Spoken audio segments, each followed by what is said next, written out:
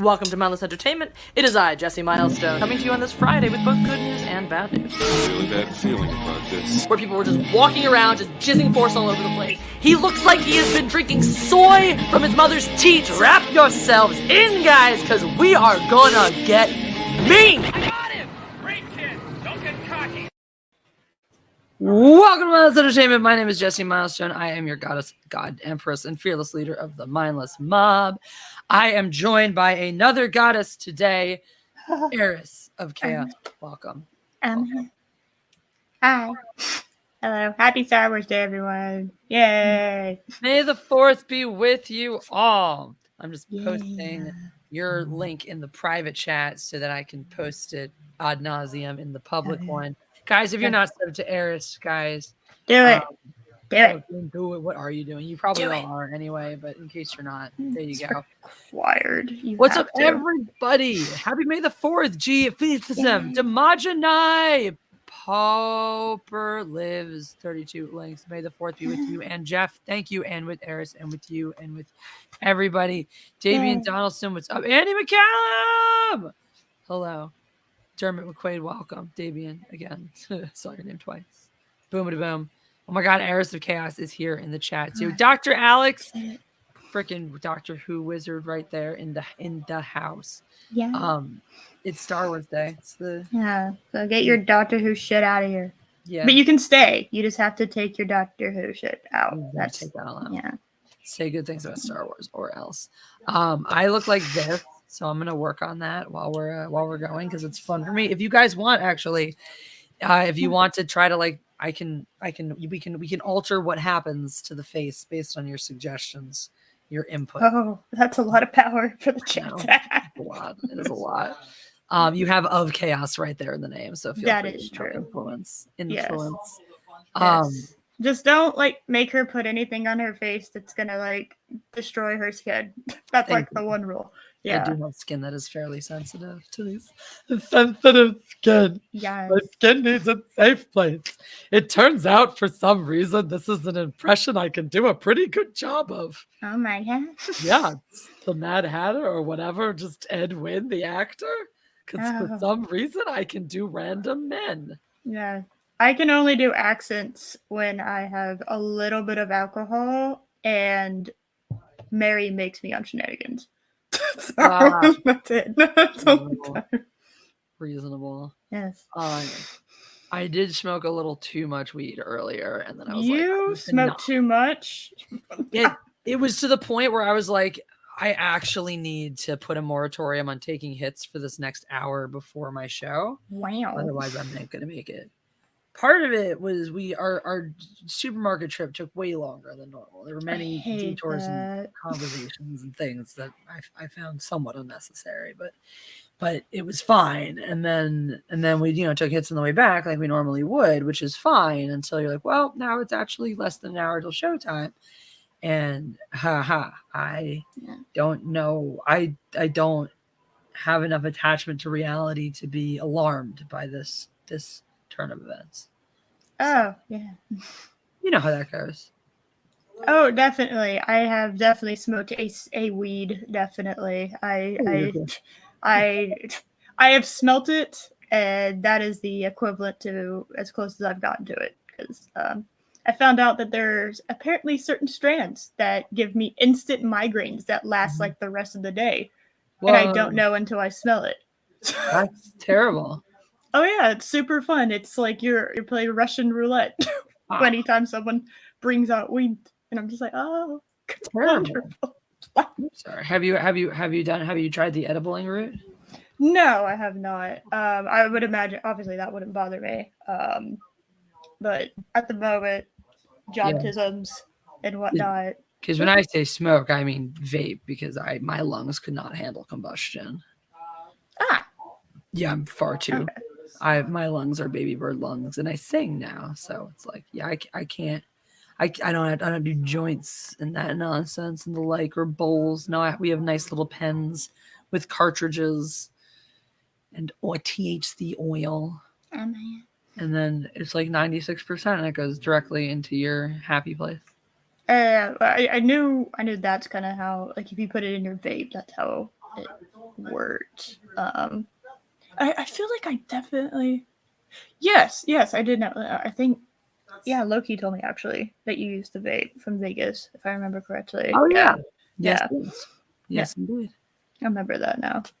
Um, I was just like, what? They just let. I was like, I mean, I know Vegas is a little crazy, but I mean, I didn't realize that they had whole streets where it was nothing but weed. Oh yeah. Oh yeah. But yeah, it's exactly what you'd expect in Vegas, where it's like not great, very expensive, and like kind of janky. I feel like that's just Vegas now as a city. Exactly, not great, kind of super disappointing because it's like I feel like I missed my window to have the great see Vegas and its greatness. Yeah, but you know, there's still always something to do. Now they're working on downtown and stuff, so it's kind of cool because they're kind of polishing up some like old Vegas places and like because all the downtown stuff is like, oh, what's cool about this little shack? Well, Bugsy Siegel used to eat steak here. Oh, he's a freaking notorious mobster. Well, let's make that a big fucking deal now. So hell yeah, just lean into it. Just like I prefer the people that just lean into their origins like that. Like, Doug 209 asks, is there low quality weed? Of course there's low quality. Yes. In fact, I'm pretty sure that's what my friends were smoking in college that gave me the migraines because yeah, for sure. But you don't know. It's funny because I never really experienced a whole lot of like dealer weed. Like, because I never even touched it until after college. And then I really didn't dabble much till I was out here. And it was like, all right, either on a medical card or just recreational. Right. So I'm the child of the legal era in the sense of like, I never messed with anything too scary. Although the first time we bought weed in Michigan, it was a little jank. I'm not gonna lie, even though it came from a store. Yeah, it's what was it? I remember in high school, the first time I really had like an encounter with someone with weed was, and I could not be like the most stereotypical. Like, imagine your high school stoner. Yes. I'm not kidding. Like, copy and paste that.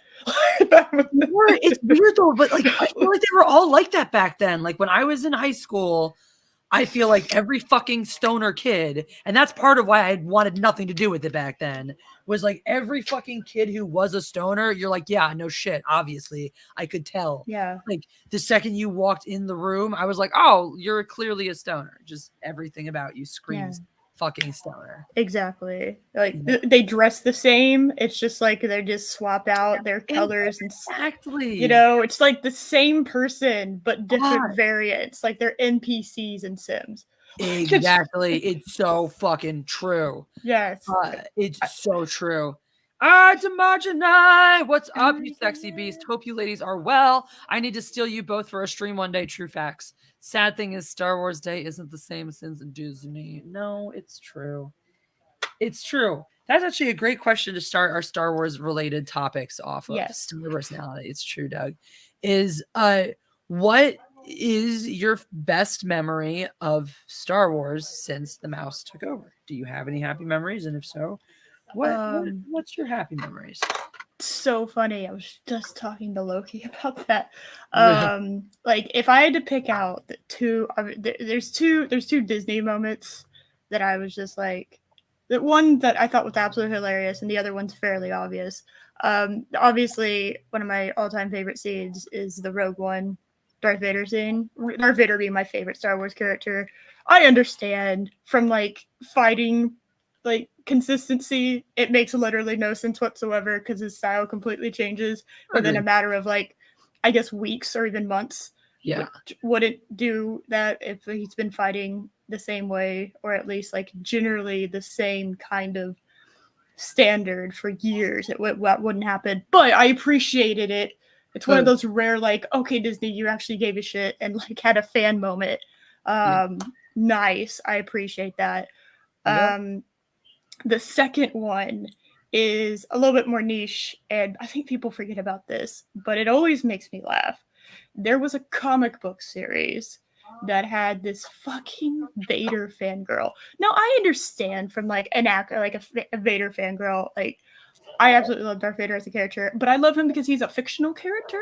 Yes. If I was in the universe of Star Wars, there is no planet I would be I would absolutely like love. Like, he's like a monster. He's like he would be like you darkly faff to him late at night when no one's around because dear God the power, but like he's an asshole and you never admit that shit to anybody, not even your soul. Yeah, you would never. And if I was working for the Empire, I definitely wouldn't be actively trying to pursue him. I don't even like understand how this happened, but there's a comic with this chick, and she has like this headcanon, like she's weird from fucking Stargate Atlantis that thinks that, oh, I'm meant to be with this person, and she just has this whole thing made up in her brain, and she like one day walks in when he's like doing his shit, like getting dressed, quote unquote, for lack of better termage, and so that's something he doesn't let anyone see. Because that's just it's not one of those, he's being vulnerable right now, maybe I'm the one pussy that could possibly like I could come in and I have magical pussy, I can change, and no, he doesn't like that shit, okay? So she goes and she's like trying to convince him that I really like love you and care about you, and I obviously just want your ass, your burnt crispy ass, crispy toasty ass. Yes. Give me that bacon, baby. Yes, and then Vader thank you, Kermit the Frog. Vader kills her and calls her scum and walks away. Yes. Oh my God. It's so funny. It's just one of the funniest moments. And on no planet do I think that's actually how the comic book was supposed to end. I think they redid it. I think somebody came in and like an editor or something had like a self-aware moment and asked her to redo it. I'm pretty sure it was a woman who wrote it, like 98% sure. Dude, that's God, it's so funny. It's just it was so good. I don't know. It's just like, yes, thank you. Thank you. That does sound pretty validating. It easily could have been so fanficky. And it's like this official like Star Wars line, obviously, in the comic book series. And it just it could have easily become super, super like character destroying. Not at all, Oh yeah. Oh, she's different for some reason. Oh yeah. And then I was like, nope, fuck this bitch. Yes. It's like if you went through the Game of Thrones books where I don't remember if they did in the show or not. I think they cut his character out. There's this prince, Quentin Martell, who's like, I'm going to impress the Daenerys by taming her dragons. So he like shows up on her island and he's like, I'm totally going to do this. And she's like, I'm not impressed with you. And he's like, I'll know how to do it. I'll talk to your little puppies. So he goes down there and they fucking just eat him. Yes. Just destroy him. Yeah. Just destroyed. It's like, thank you. Thank you for adding just like, I understand there's dragons here. And like, I understand that we're in space and this is like a space galaxy thing, but like, thank you for adding realism. I appreciate that. This was needed in this moment. Yes. Echo Base Network, may the fourth be with you, Eris and Jesse. Thank you. Thank you. I hope y'all got home safe. You guys are awesome. We love you and what you do. May the fourth be with you both as well. Yes. It's a great day. It's a great day to turn 18, says Yin said. Thank you for the super chat. Happy birthday. Yeah. Happy birthday, my dude. May the 4th is your birthday. Congrats on a great freaking birthday. Congratulations on making it to adulthood. Welcome to this scary next part. It's fun. It's not that bad. It's pretty fun if you kind of know how to play your cards right, I guess. Now don't worry if you don't understand what the hell's going on. Nobody does until they hit about their mid to late 20s. True that. And by that point, you either are so consumed by regret by the things you did or didn't do in your 20s, or you just don't give a shit about anything anymore. Yes. So it's pretty much that's your future. Yeah. Yay! Thank you for the Andy. Happy 18th birthday, Yunsen! Happy 18th birthday! Yay! Yay! Echo Base Network says we did. They did get home safe. They're alive. I was hoping. I mean, y'all You are in the chat. So You're really weird. But we're speaking to you from beyond the pale. All Force Star Wars fans ghosting. go to heaven. Oh my God! Wait a second.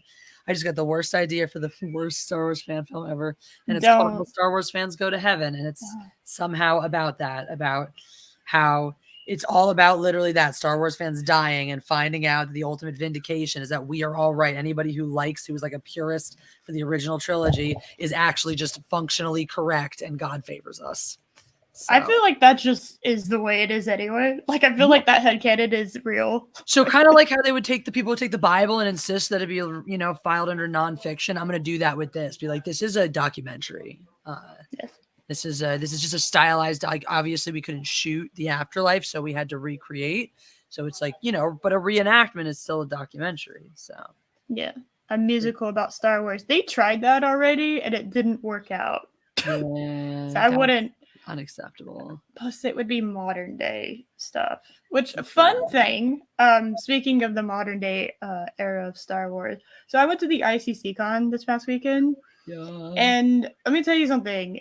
I kind of forgot the sequels existed while I was there because everyone else did too. Glory day. Like the only the only like reminder was there was a whole bunch of, and I don't want to call them just Boba Fett, a whole bunch of Mandalorians, all different colors, all different whatever. One of them had like a baby Yoda, in like their bag, just, like peeking out like a stuff, like a plushie, and that was like the only like reminder that was really happening. Nice. Everyone else was very. There was even a Jar Jar, funnily enough. Oh my God. Full blown, like actually just like walked off the set, like Jar Jar. You remember when we all kept saying those things like, who would you rather have, Jar Jar or Rose Tico? Or like, can we all stop kidding ourselves that like we would rather see a Jar Jar? Like, just think about it in that context. If you're, let's say you're at a con, who did you rather see cosplaying? A Jar Jar or fucking even Rey or Finn or any of those fuckers? Yeah, there wasn't any. There's one. Okay, there was one Rey, and it was this little girl. She had to be like under 10, and she was dressed as Rey, and her parents were dressed as I don't remember. I think her mom was Ahsoka, and the one of the cutest moments happened when the mom bent down and was like, "You want to go see your granddad?" Because you know Eamon McDermott was there. So that was like so cute, and I just was like, "Wow." That is actually kind of amazing. That's deeply precious. That would have been even better, and a sign of quality parenting is if they hung a sign on the child that said Rey Palpatine, you know, not Skywalker. But we can't ask for all that much. Yeah, that's too much in this modern world.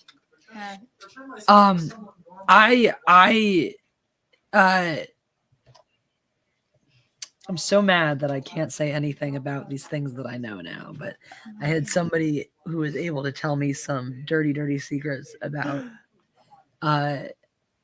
one of the Disney Star Wars park features, but I can say no more. So it's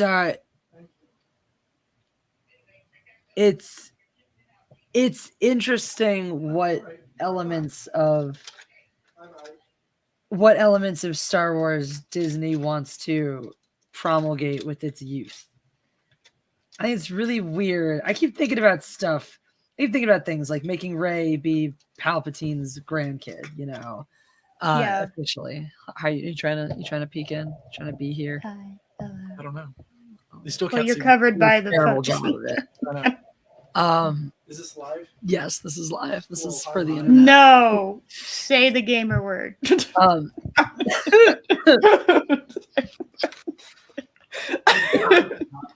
And I almost killed you. Sorry. That was not Jeff, Doug. That was not even close to being Jeff. That was Justin. Justin is not Jeff. They are very different people. You are, yeah. You have things in common, but you don't remind me of each other. That's true. That's critical. There's basically nothing else that you could have in common with a person that's closer than that. I mean, sure, that's totally how that works. I accept your line of logic. Doug demands Game Awards. What? Yeah. Game Awards now. Oh, levels. No. If you wouldn't say it in an Xbox 360 live chat, then no. Noob. Funny thing is, Justin like designs video games for his jobs. That makes this funnier. It does. It actually does, though. That's why That's why I'm extra entertained. As in, like, is like. On.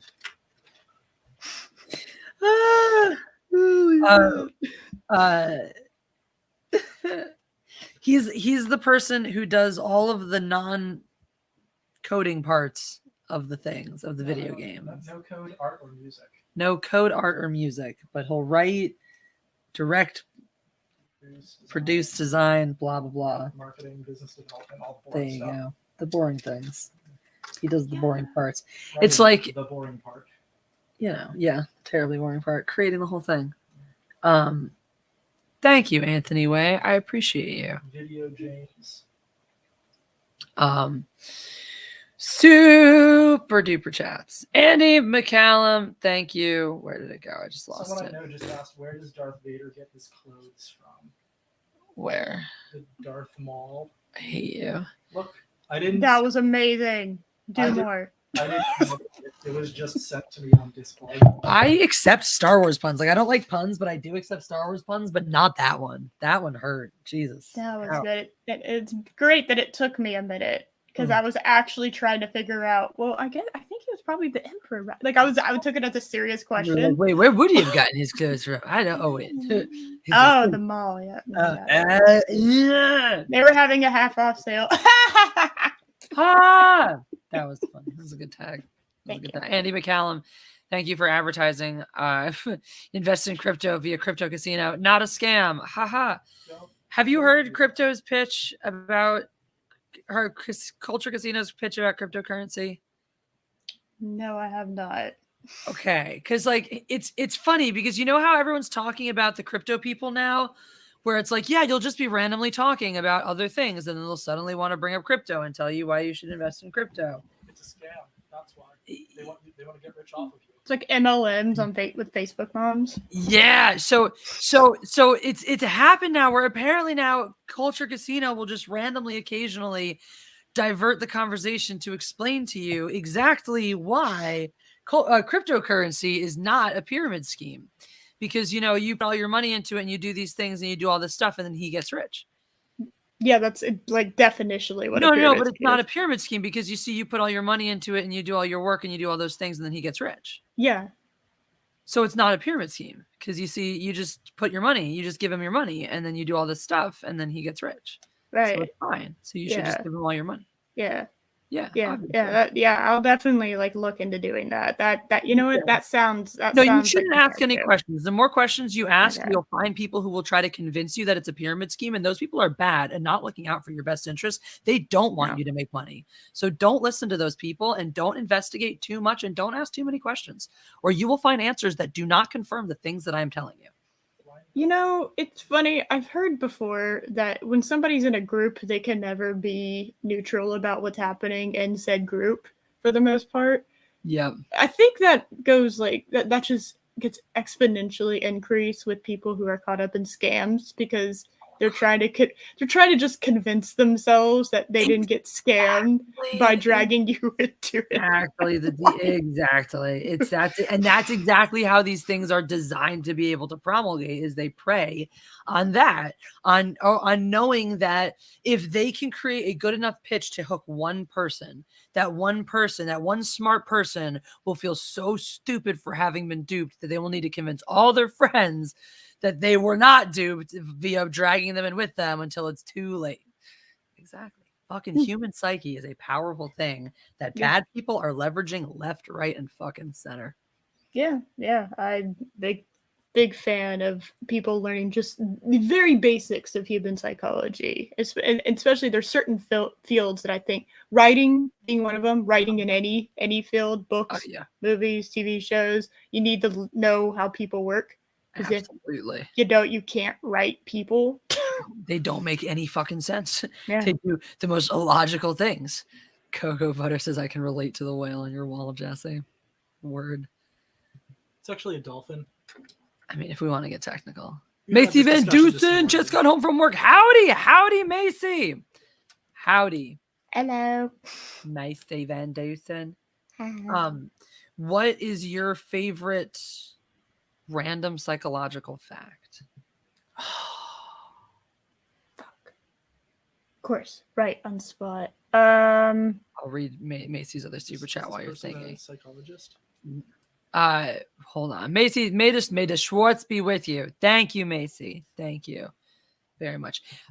Eris, what actually is your profession? I don't know. I don't think I do the photo stoof. Nice. I am photo person. You am photo things. I do photo things. I do photo stoof, you know? That am good to know. Yeah. I actually get paid money on like Instagram models. So, you know. You get paid to reel to big money. Yeah. That's really that's very good to know. I get paid. I wouldn't say, okay, well hold on. Not stupid big monies. I would, but if they want to pay me stupid big monies, I'm not going to say no to stupid big monies. Oh, sure. But I mean, look, the fact that you are making a living as a photographer means that you are damn good at your job, because yes, lots of people are very, very good at taking pictures, but not all of them have figured out how to make their living doing it. So congratulations, because that's cool. I have a lot of friends who want to be doing that as their thing, and have not figured out how to take that next step. Yeah. Buy all the stuff that I haven't. Oh my God. Thank you. Stunning and brave. # vindicated. Thank you for both being here to tell your truth. Thank you, Russell, for joining us today. We're very excited to see you. Are you familiar with the one and only Russell Hall?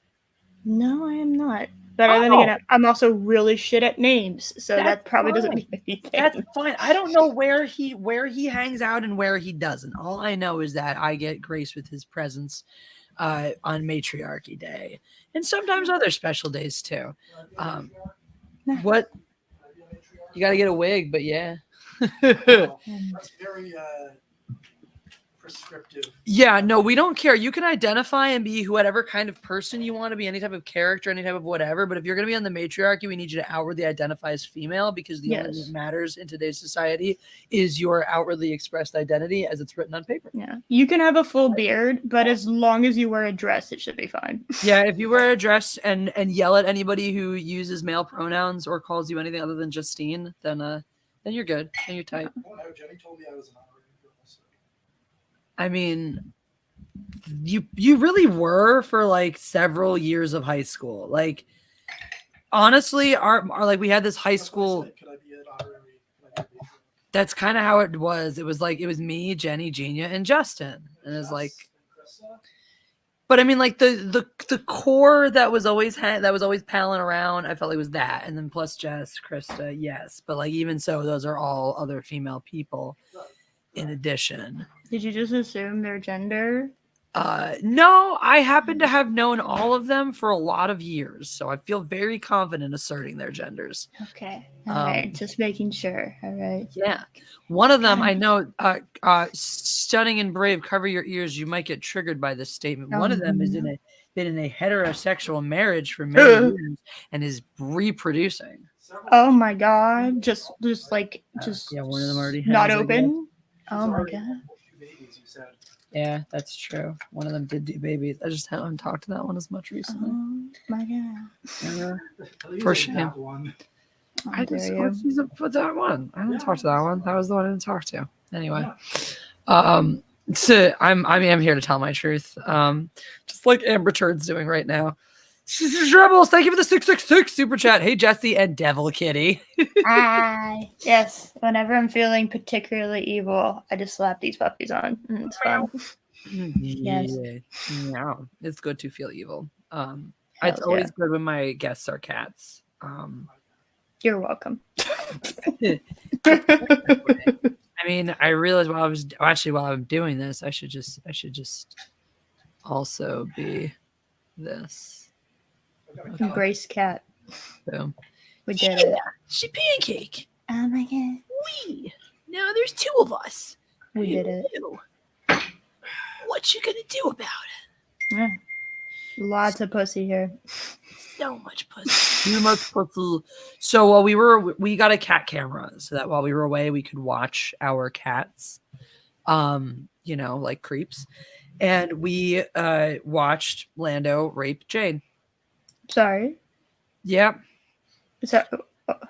So now, if you think about this canonically, this would be Jane as in the hero of Canton as in like Firefly, being raped by Lando Calrissian or Catrissian in this instance. But okay, cats. Okay, I got very confused for a second. Oh, these are cats. Okay. Yes, these are cats. All right, these are still fine. Cats. These are cats. Are you okay? Yes. Yeah, no, I was just like, am I learning about a fanfic that I? No. Okay, all right. Cat rape. Cat rape. Okay, that's fine. We can come back from this. That's natural. It's fine.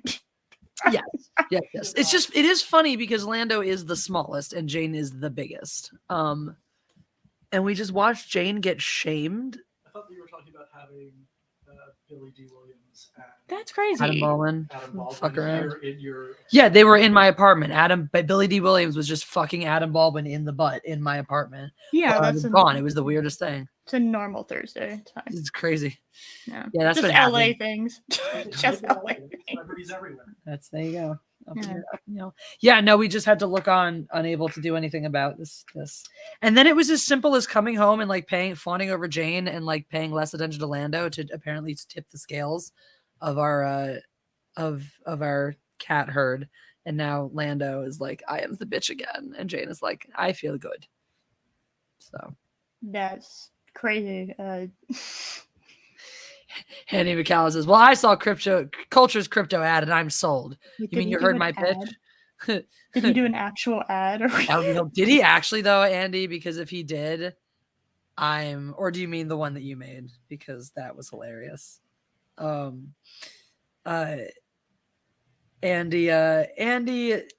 is a talented young man.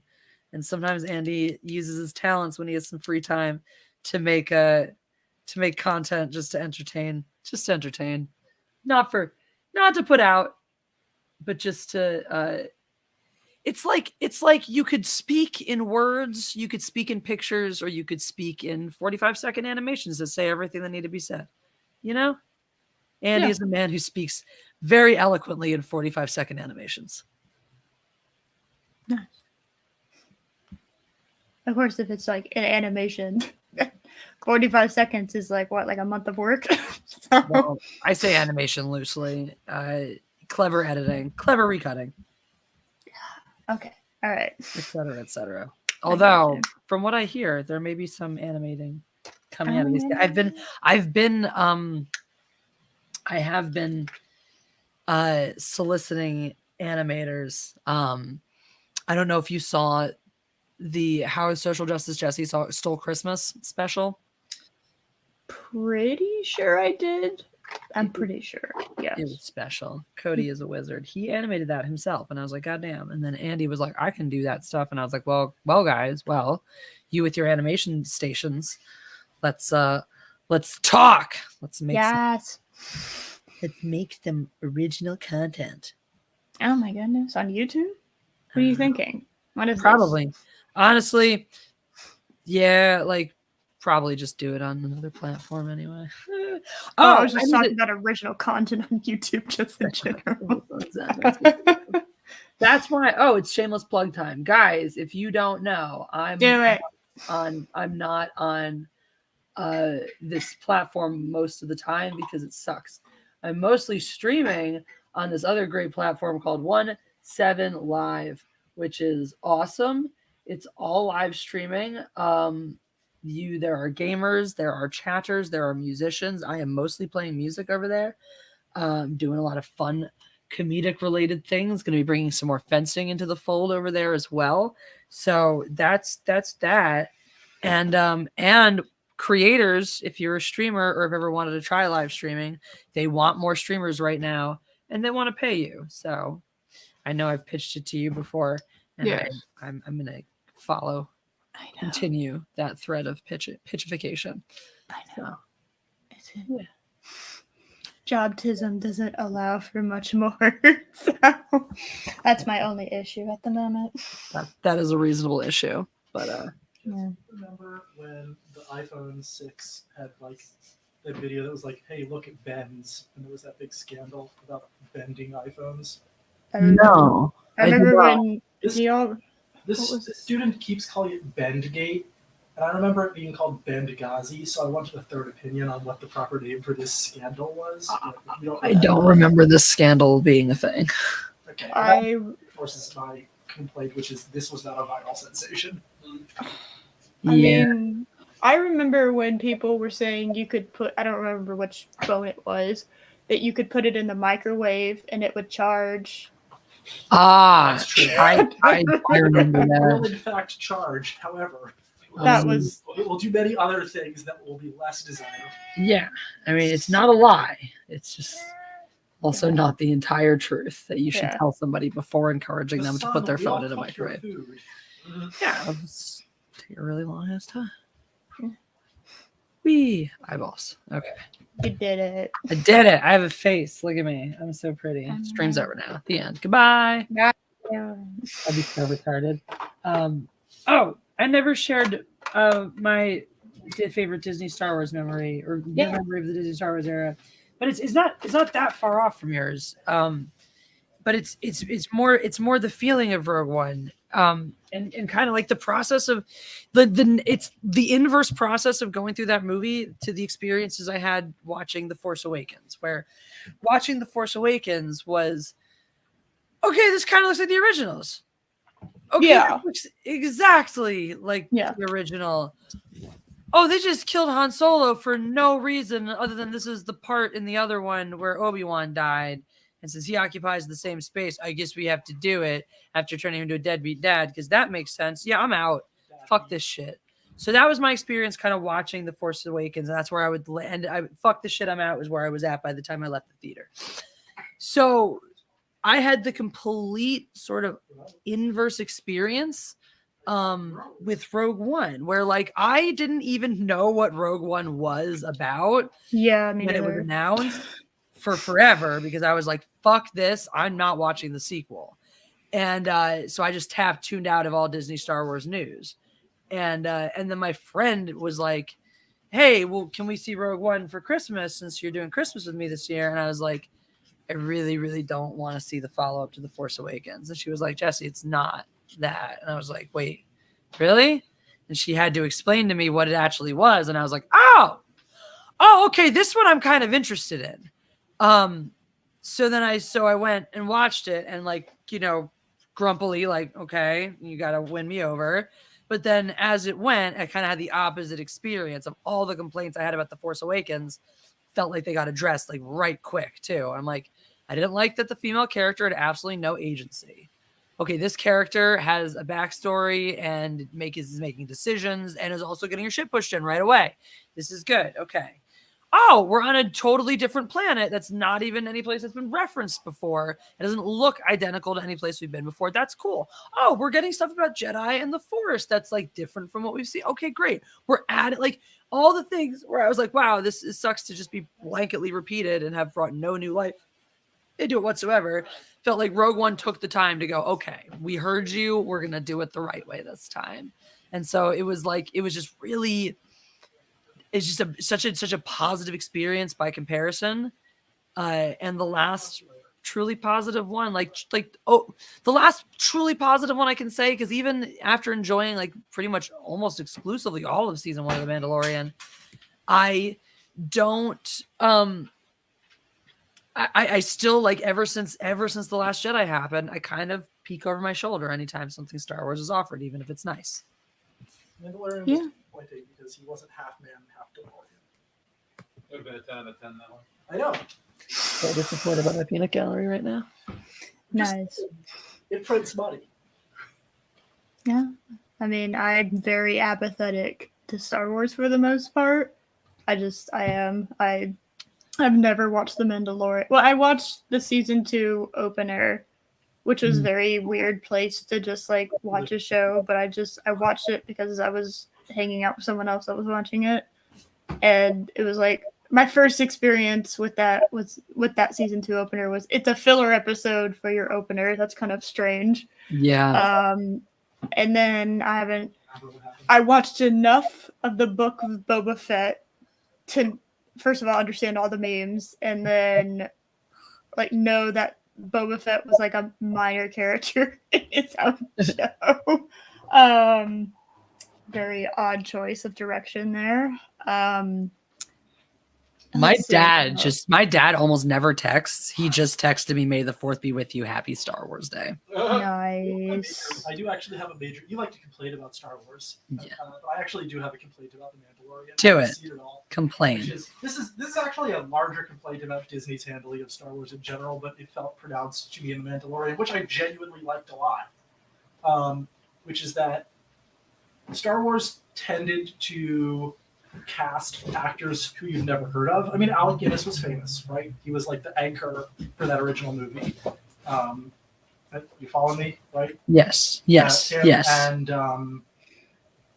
Peter Cushing on the British side.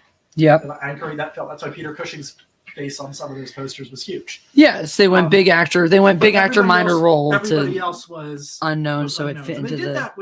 They did that with the episode 7 also. They cast people that no one had ever heard of.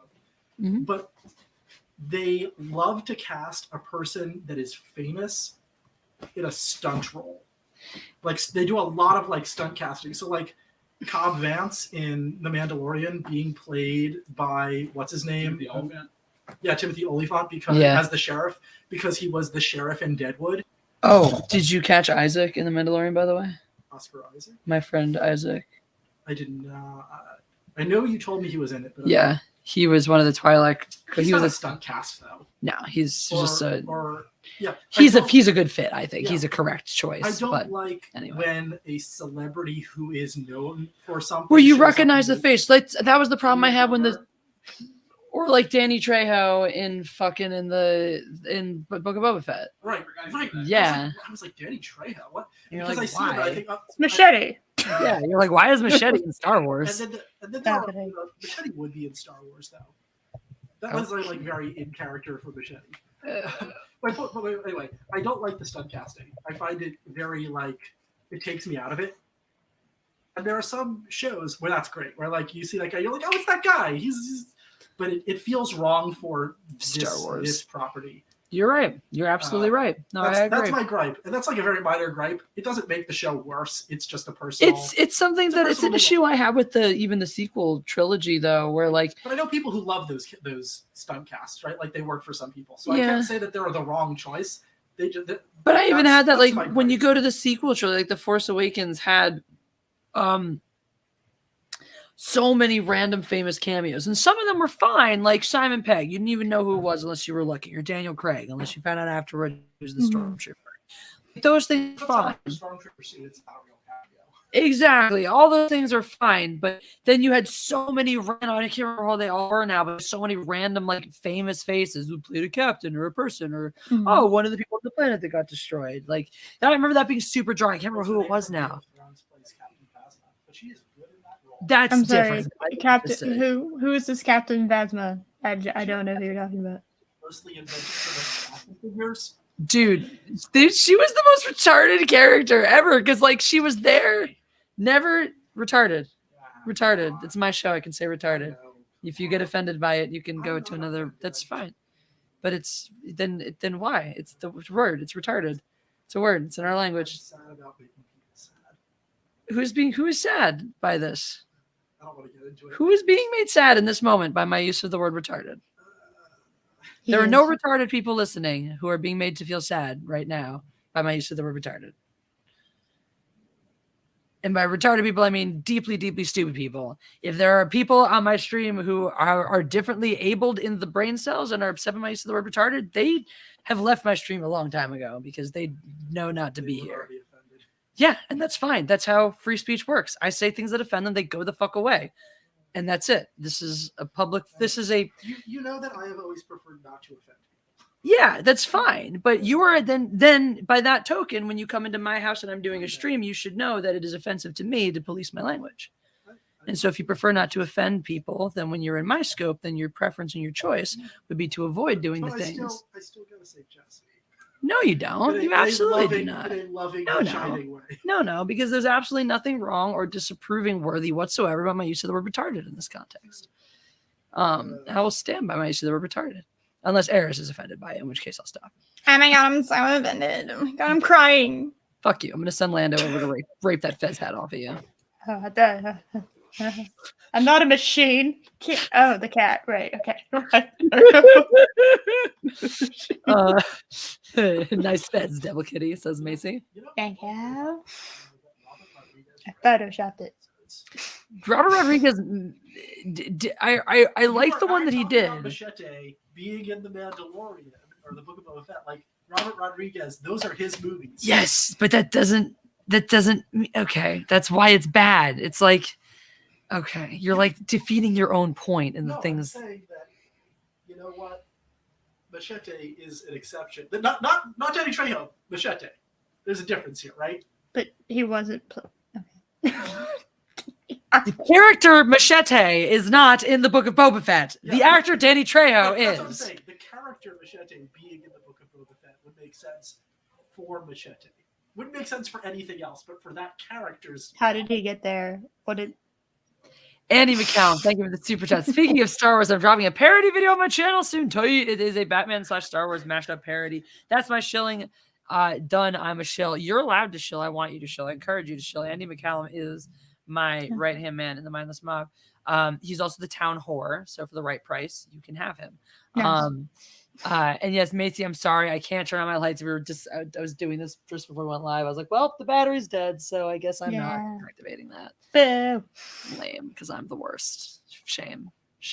Dare you? Shame. Okay. Andy Shillaway. Also, by all means, post your link so that people can find it. Also, if you're not already subscribed to Eris of Chaos, that now do it. You have to. Required. This is your link. Right? I will find you. If you guys don't subscribe, I will find you and I'll take shit in your bed like Amber Heard. Oh my god. Like Amber Heard, right in your fucking bed. Yeah. What you gonna do about it? Wait, do you have 2 live streams of the same name running on your channel at the same time? No, I do not. I only have 1. I don't know why it's 2 showing up. Yeah, sometimes. Hold on, I want to see this tism. Thank you. I can only do impressions of dudes. I don't know why. But this is my current. Of dudes who are also children. Well, in this case, this one is a child, but I also do a pretty okay Edwin impression. Thank you very much. I really thought that was oh my god, Cartman. There we go. This is my Eric Cartman. Thank you. That's my authority. Thank you, guys. Welcome, Wyman. Shut up, Cartman. You shut up, Jetsparks. No one invited you. It's back. Oh my god. You guys, I'm going home. Oh shit. So how much do you care about Kenobi on a scale of 1? Literally, like it's not, the number's not on the scale. My scale was 1 to 0, so like, not at all or less. Like those are your options. Yeah. Do you care not at all or less than that? We can go less. Like I could not care. Like, and I do love me some Darth Vader, but on no planet do I think they're gonna do any of that correctly. Like I just don't. Yeah. So here, my timeline of caring was like, oh, they're doing a Kenobi miniseries. Not at all. With Ewan McGregor, almost caring. And then it got to when they, and it was Alora's post where she was, as soon as they put those stills out and blah, and she was like, let's talk about how this completely breaks the lore of the original trilogy. And from the moment I saw that post, I went, yeah, no, I don't need this. I don't need one more thing that's funny. So blatantly, huh? So that's funny. My caring stopped at the end of 2019. That's kind of when my caring really stopped, you know. Yeah. I was surprised this weekend when I had a fangirl moment. I was shocked. I was like, I didn't know that was still there. Yeah. Do you want to tell everyone about it? Yes. So if you don't follow me on Twitter, which how fucking dare you not follow me on Twitter? So this weekend I was at ICCCon, I think I said that before. But there were some really kick-ass cosplayers, and I was walking around the floor with Darth Arleda, and we were just walking and looking at all the shit, not looking at everything. And I was like, we need to. I wish there was a Darth Vader. Like, I can't believe I have seen a Jedi Mickey Mouse, and I haven't seen a Darth Vader. Like, this is insane. And then he like walked by with like an entourage of stormtroopers. And I was just like, what? Like, yes. What the hell? So I kind of followed him out the damn door. There was this whole like photo shoot thing happening, so I had to wait, and I was gonna wait. I waited like 45 minutes to try to do this. And the only people that were coming up asking him for photos were small children, which was really funny. That my 27-year-old ass was like basically acting like a small child. Me too, dude. And I was wearing my Darth Vader shirt, which is basically like the design of his whole like chest piece thing. And I didn't really realize how elaborate the costuming was. Yes, there you go. Until I actually like got up and I was talking to him. He had to be a professional cosplayer. Like, no joke, he had to be professional. Every mannerism he did was Darth Vader. Like, you see how he had like the fist. He did it the same way, like the way that he would walk around or stand around. He kind of had his hands resting on his belt, which is how Darth Vader always like stands. And he had a voice modulator that made it sound every word he said sounded exactly like James Earl Jones, just straight up. When he breathed in and out, it was the Vader breathing. Everything was lit up. He just embodied Vader. Like, that was Darth Vader. Like, I could not have asked for a better cosplay to encounter, because that was him. There is no way that it was not like thousands of dollars, but I embraced it. There at no point was he acting not like him. He just was him. He was the embodiment for as long as he was publicly in that outfit, which I don't think was super, super long, because I never saw him after I went back and had to like have a fangirl moment where I was telling everyone, and I couldn't shut up about it. And I never saw him after that. I didn't see him anytime after the con, like anywhere. I'm 98% sure. Yeah, he had a Kenobi with him. Oh, that's fantastic. That was really cool. He was posing with other people that were acting like him. But I feel like this Kenobi is like, hey, I'm doing the hairline that Ewan McGregor should have if we all want to believe that he becomes Alec Guinness in 10 years. 1000%. This is definitely like in between like prequel and OG. Like, this is how he should look. But Ewan McGregor's hairline is just too. It's too Jesus-like. It's too good. Like, it's too good. He can't fully pull it off. It would be a crime against womankind. But this dude, I don't know who you are. I'm 98% sure you will never ever fucking see this. But my man, you made my whole ass weekend. Like, that was the coolest shit I have ever encountered. He very cool. Yeah, when I walked up to him, he was like, "Of course, you could do the picture, whatever." But he acted, he did it Vader-esque, right? He asked, "What's your name?" And that is the name of a very powerful being, kind of. That's more palpy, but you know what I mean. He did the everything. Sold it all. Oh God, I love it. It was so. We're never too old. We're never too old for that kind of magic. Yeah. I didn't believe that I had it in me to give, like, I was cool. Like, they had a droid building contest where there was like droids that literally like they acted and were the droids. You know, they made the noises, they'd move around. There was this R2D2 that liked to be an asshole, and it would chase you around and bump into you, and then like obviously cuss you out in R2D2 language. Bloop, bloop, bloops. Yeah, like he was obviously cussing you out. Yeah, but he like that was really cool shit.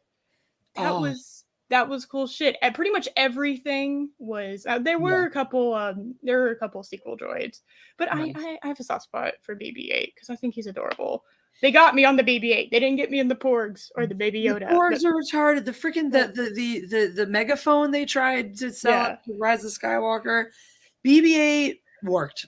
He's cute. I will say that BB-8 worked, and that was one thing I for BB-8 did work. Yes, he's cute. He has enough sassiness to carry on the legacy of R2D2, which I kind of thought they were going to, you know, but whatever. It was such a cool experience. I didn't go to any of the panels, first of all, because I couldn't figure out where they were. The convention center was so. They only had 1,000 people last year go to ICC Con. This year, on Saturday alone, they had 5,000 pre-ticket sales. The line, because I managed to get press pass because of Loki, and I was apparently his camera girl. So awesome. I managed to get that, and because you have to have like a certain amount of like subscribers and shit, which I definitely did not have, and you have to have like. If you have a business, that'd be cool, and all this other shit, none of which I really have. But I managed to get in on the press pass, and you got some perks. But I felt so bad for everybody. The line to get in, because they like scanned you with like a metal detector, wand you, patted you down, went through your shit, and it literally wrapped around the hotel. Yeah, the line wrapped around the hotel, and the convention center area was the smallest I've ever seen. Ooh, wow. It was nowhere close. Like you couldn't even really stop and like really like look at the booth properly without somebody running into you. Jesus, that's yeah. I couldn't. I couldn't find a map anywhere. Yeah. The one map I ended up finding was covered up by a sign talking about autographs, which was stupid. And it just I couldn't. It was very. It gave me. We had no idea this many people were gonna be coming. That was how Horror Hound. I'm really glad because I can't do big crowds like that. So I'm glad like Horror Hound we go as vendors and so I'm just there behind the table and whatnot. I'm very, very glad because I guess the Saturday this year, there's a listener, D Pensac. He goes every year. Super nice guy. But yeah, he rolled in to hang out with us for a little bit. And he was like, yeah, I'm not going to stick around. It's too crazy. Like I can't do it this year. People I think are everyone's so excited to be getting back that they're just out in droves. Yeah. Crazy.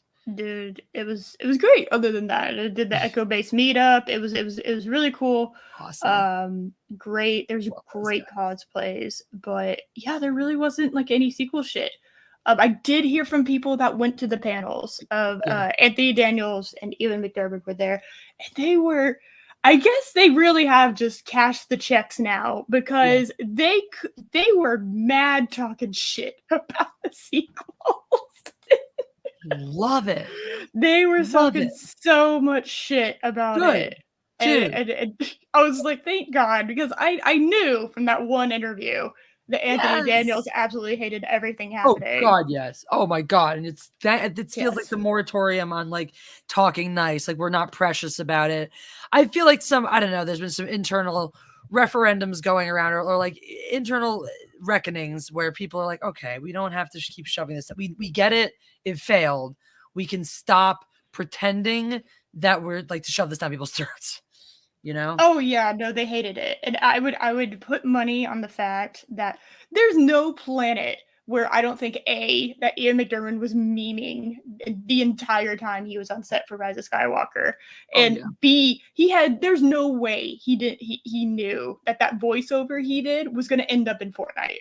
I just don't believe there's a universe where he knew that was going to happen. Yeah. You know, but Yeah. it's become apparent that it's not just them, it's everyone else. Yeah. But actually, like, hearing them at least hearing through other people, them talking mad shit about it kind of just solidifies how awful of an experience it was. But you can see the interviews with Daisy Ridley. Daisy Ridley's like experience from, if you watch her interviews about Force Awakens and then you watch it, The Rise of Skywalker, it's like her soul's been just sucked out. She's just yeah. She does not speak highly of her experiences on that set.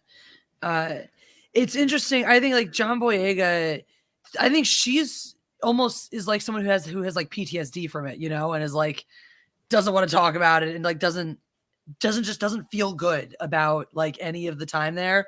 Whereas John Boyega, I think, is a little more mature, and like his take seems to be like, I am grateful. I can understand and be grateful for all of the things I have gotten in my life and career for doing this, but it was not a positive experience.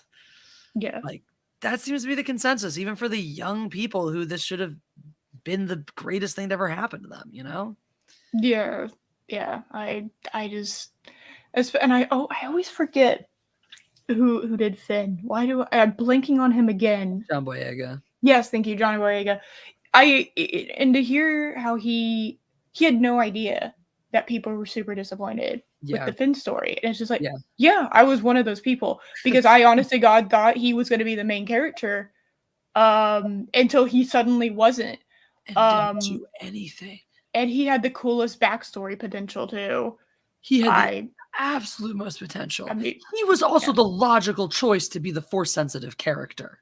Like Rey could have been like force sensitive ish, but like to the where she becomes, you know, more the fighter pilot, you know, style.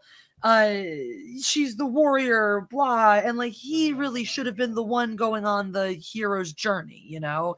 Yeah.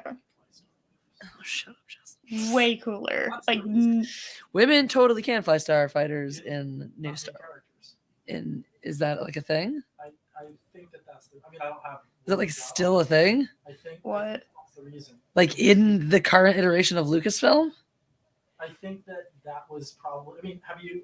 I haven't read as much as you have, but I've heard all sorts of like discrimination on set, frustrations around sexism or racism. Oh yeah, I mean there were tons in of Hollywood. Yeah, I mean there's even there's. I mean specifically in these productions. I mean there's even the obvious thing like the fact that they took Finn and cut him out almost entirely on the Chinese poster because they couldn't sell a black character to China, which is largely why people think his character got cut down / out. Because wasn't he supposed to when he was in the last movie, he was like, I've got something to tell you, as they were syncing it. Wasn't it going to be like, I'm also a Jedi or something like that? I'm also. Yeah, I thought it was supposed to be, I love you. Yeah, I thought he was trying to confess his love to her that whole freaking movie. And I was just like, you didn't even get to freaking resolve that. Andy McCallum says, I shilled in my pants when the second trailer dropped. All right, so talk to me about that. I do want to hear people's thoughts about this second Kenobi trailer. It is out. It's got some pizzazz. Did I see the second one or did I just see the one of them? I don't know. Talk to me what you guys are feeling. Reaper Patriot, thank you for the super chat. May the 4th be with you, God Empress Jesse. Thank you. Oh my God, Darth Soldier, thank you. Thank you for $50. I had to crash your party in celebration of today. Hey, man, thank you for party crashing. I am cool with party crashers. I've been accused of being one in the past. So I recognize my kindred spirits. And you're welcome to crash parties with Crash My Party anytime you want. May the 4th be with you. Now, that being said, I must go back to my normal Sith Lord. Now I wish all emotion, hate, envy, and pestilence. It's fine. The Sith use the Force too. It's fine. You're not. Yeah, you're not. It's fine. Exactly. May the dark side of the Force be with you. Hells yeah. And I guess we'll see you for Revenge of the 5th, right? Oh my God, I do forget that that's a thing because I live in Texas and Cinco de Mayo is kind of a thing down here. Oh yeah, that is tomorrow, isn't it? Yeah. I can get really good alcohol deals at the supermarket if I wanted to. Tex-Mex places are always banging here. Yes, I finally turned 21. It's very exciting. It's been an exciting over a decade. God damn, I've been over 21 for over I've been legally drinking for over a decade. Yeah, I was about to say, I was like, come I've on. definitely been drinking for over a decade. Yes. I'm a witness. I've been there. We've known each other for a long time. What's wrong with us? Wait, good news. Sorry, good news from Michelle O'Rourke. What happened? What happened? What happened, Michelle? So, Adult daughter will have a regular life free of disease. Yay! Oh, you had to test her for sickle cell anemia. Oh my god, I'm so glad that came back negative, Michelle. Hells yeah. That's wonderful. Congrats, my love. That's wonderful, wonderful. It's good to see you. I'm sorry it's been so long. It's Darth Soldier says, yes, I'm waiting for my revenge tomorrow. Vengeance with a margarita. The best way to do it. Hells yeah. The best form of vengeance.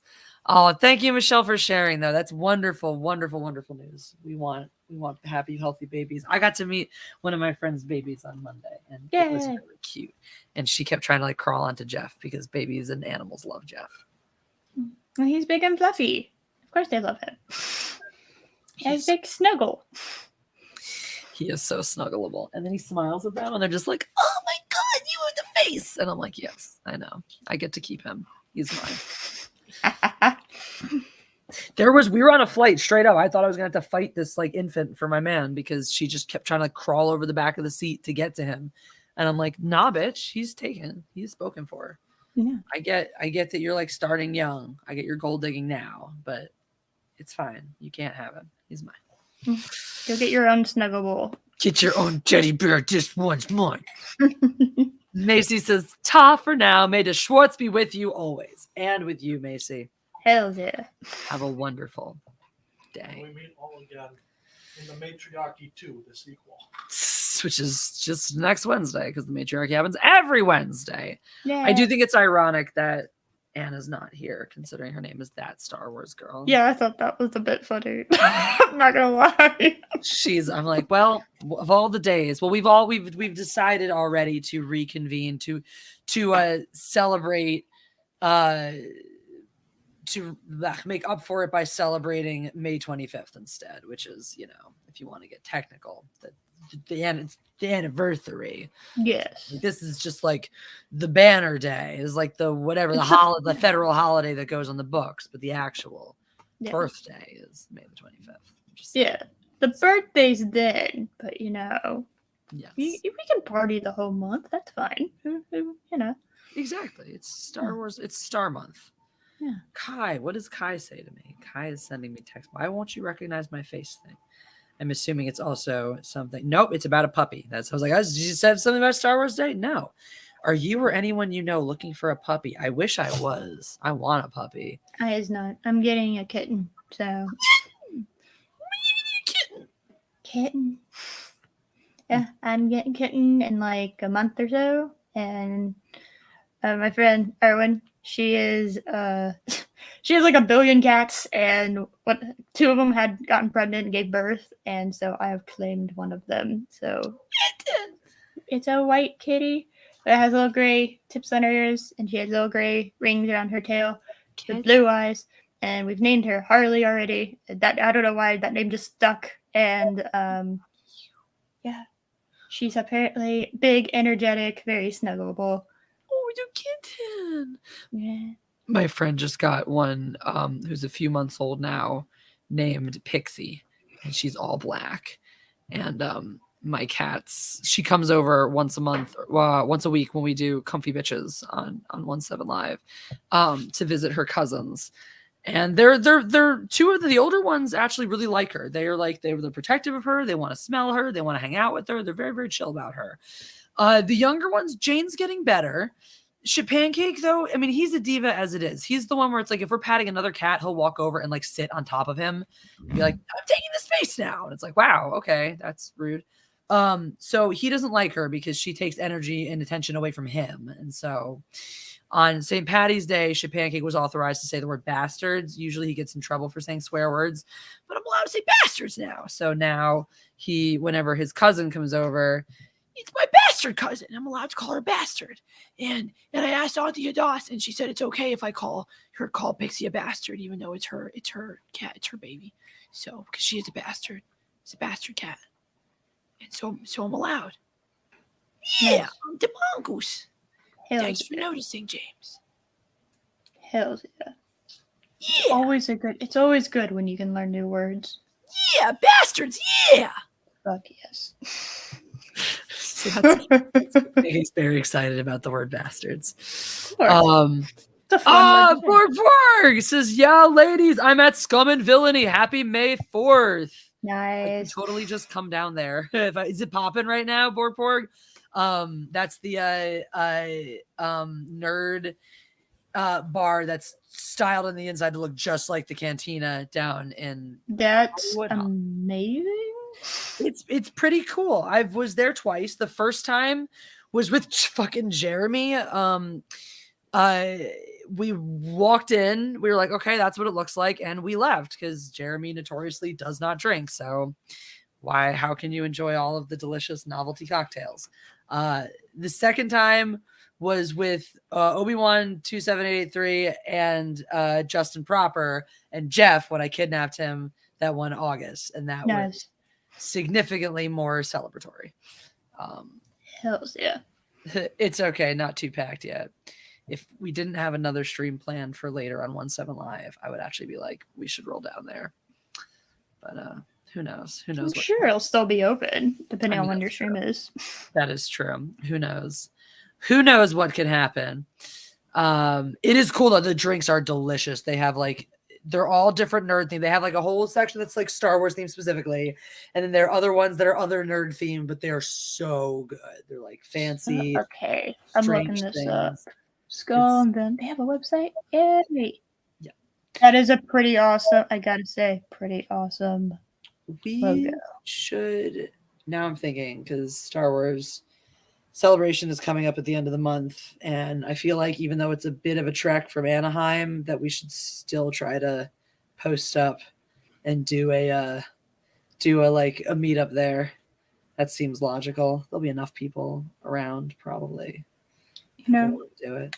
Either that, and even if there's not, it's like, well, it could be me and Jeff and Kelly and Anna and Kai. And that's already a party. So if nobody else is around, it's like, well, together, the people who just kind of live in this area already make up an awesome force of Star Wars fans. I can't argue with this being like, this may be the most amazing bar I've ever seen. So you should come.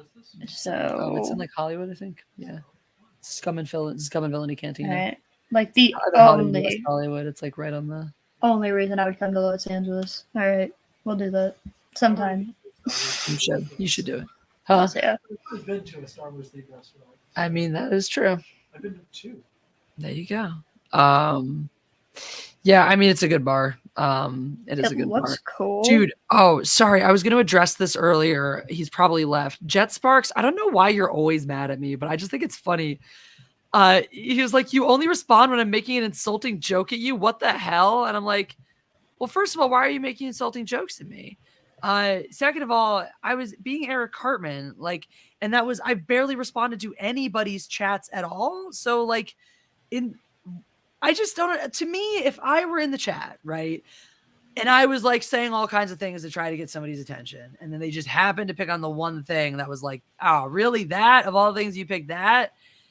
I would think that to myself, but then I would go, oh, yeah, I'm glad they at least read something of mine. I don't, that's just the way I look at life. I've become more of a glass half full kind of person, I guess.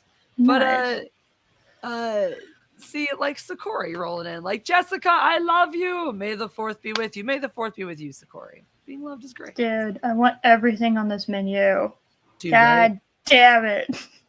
Anytime you want to come out and drink your way through, you can sleep off the hangover at our place. Oh my god, I would die. I'm very much a lightweight.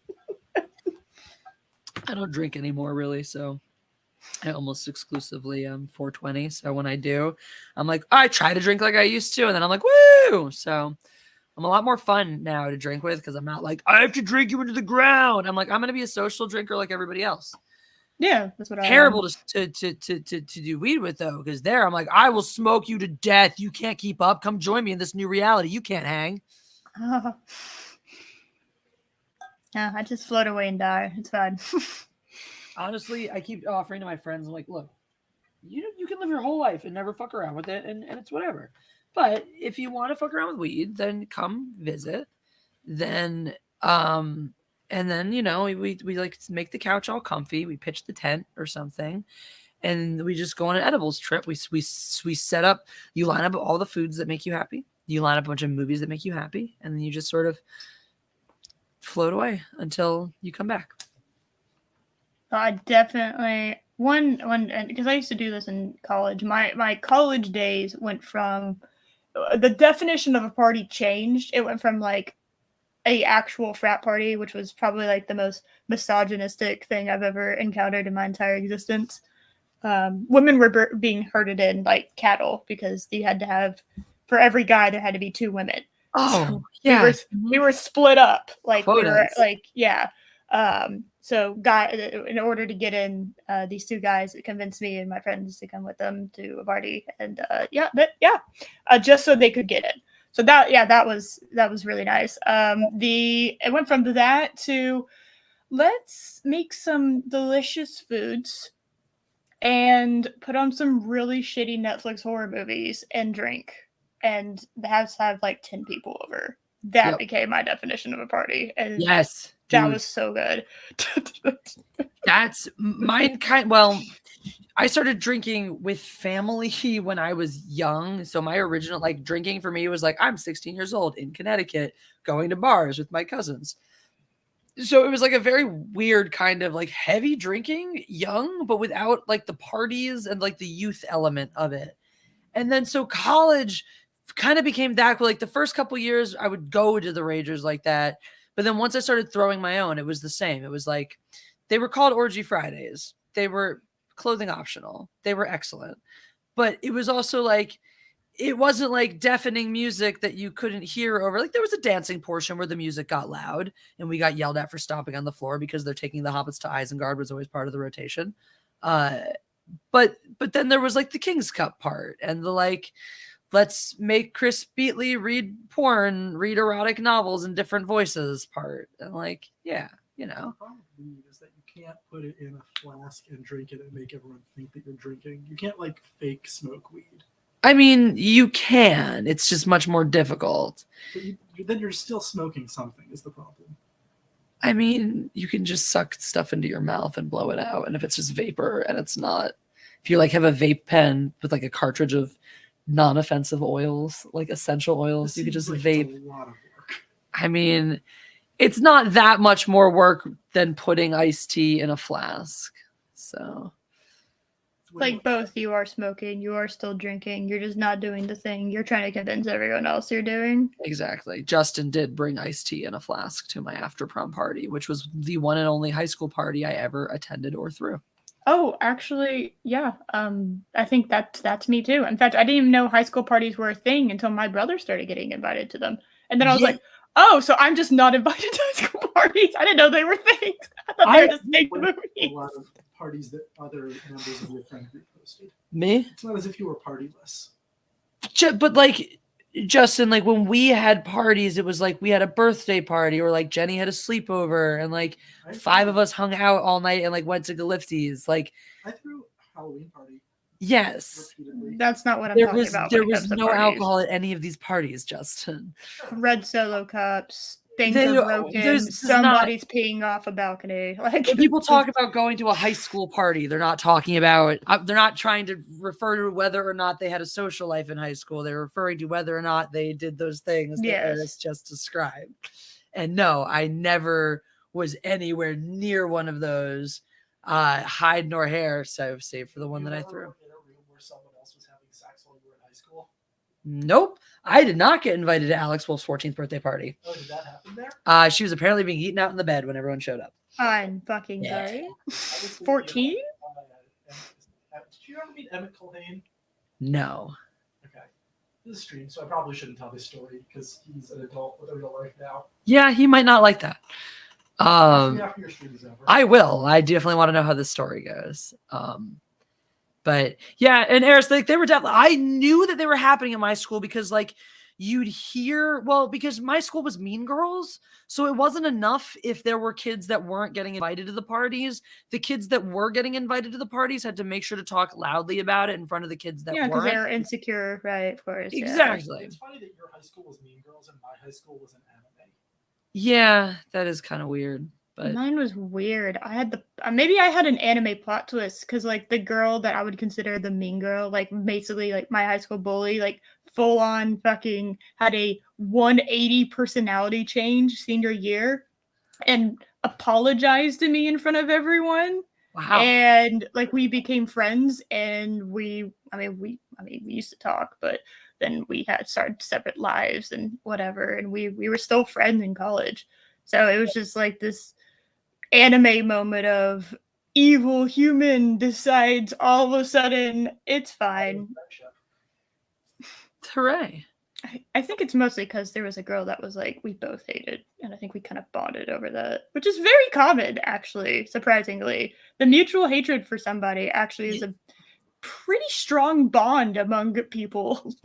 Weirdly enough, that was how my high school came to its peace. Was by the end of senior year, we all hated it so much more than we hated each other that we were just, there was a camaraderie in how much we all hated it and wanted to be done.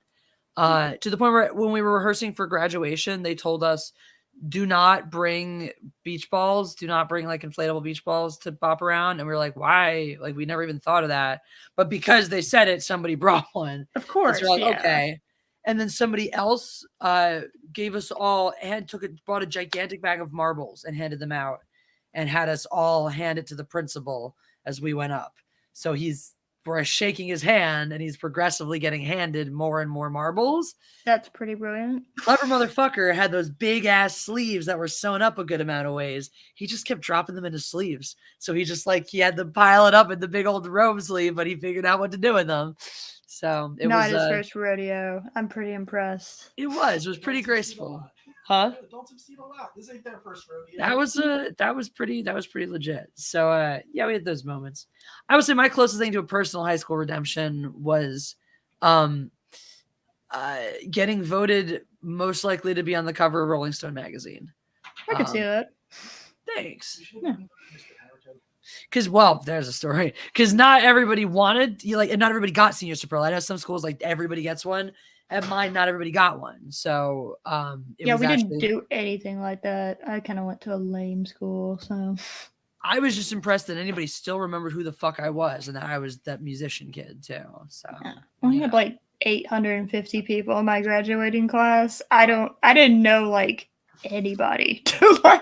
Yeah, that would have been nice. We were only about 200, so you did not get a lot of anonymity. Nah. Who's getting what?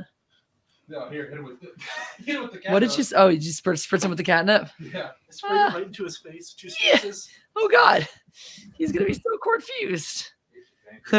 Spritzing cats in faces is typically a punishment thing. So yeah, he's just really confused right now. What did I do? What the hell? You basically just like super drugged him in a way that read like punishment. So he's like, am I in trouble? Whoa!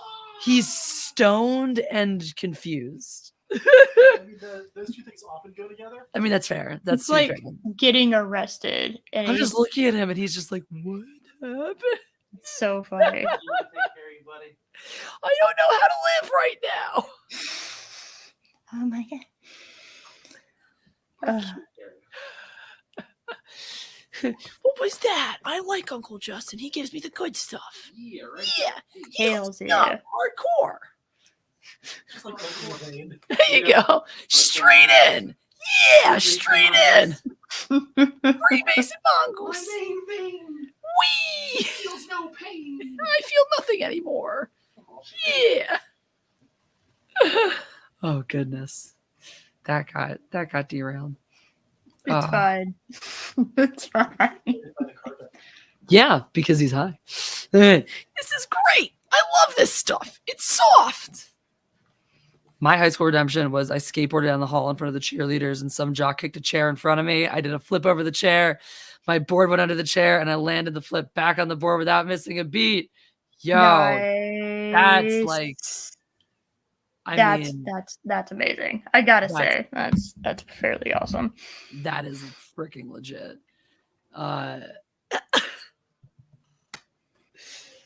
Thank you, Stunning and Brave, Russell Hall, Amber Turd. I was voted most likely to be arrested with the hooker's severed head in my van. To this day, I still haven't been caught. Very specific. Nice. Well, that's good. I'm glad that you got away with it, Russell. That's important. Hashtag goals. That I understand now why you identify with Amber Heard. People who get away with heinous crimes. There's your sort of your calling. I don't know. Is she really getting away with it at this point? I guess at this point, not so much. The judgment day has finally come. Yeah, because everyone's like, I mean, it's so funny. You watch one damn thing, one stream, and everyone's covering it, and it's people that I don't even think about having an opinion on like a court case like this. Yeah. Like critical, having an opinion. Right. I don't really think.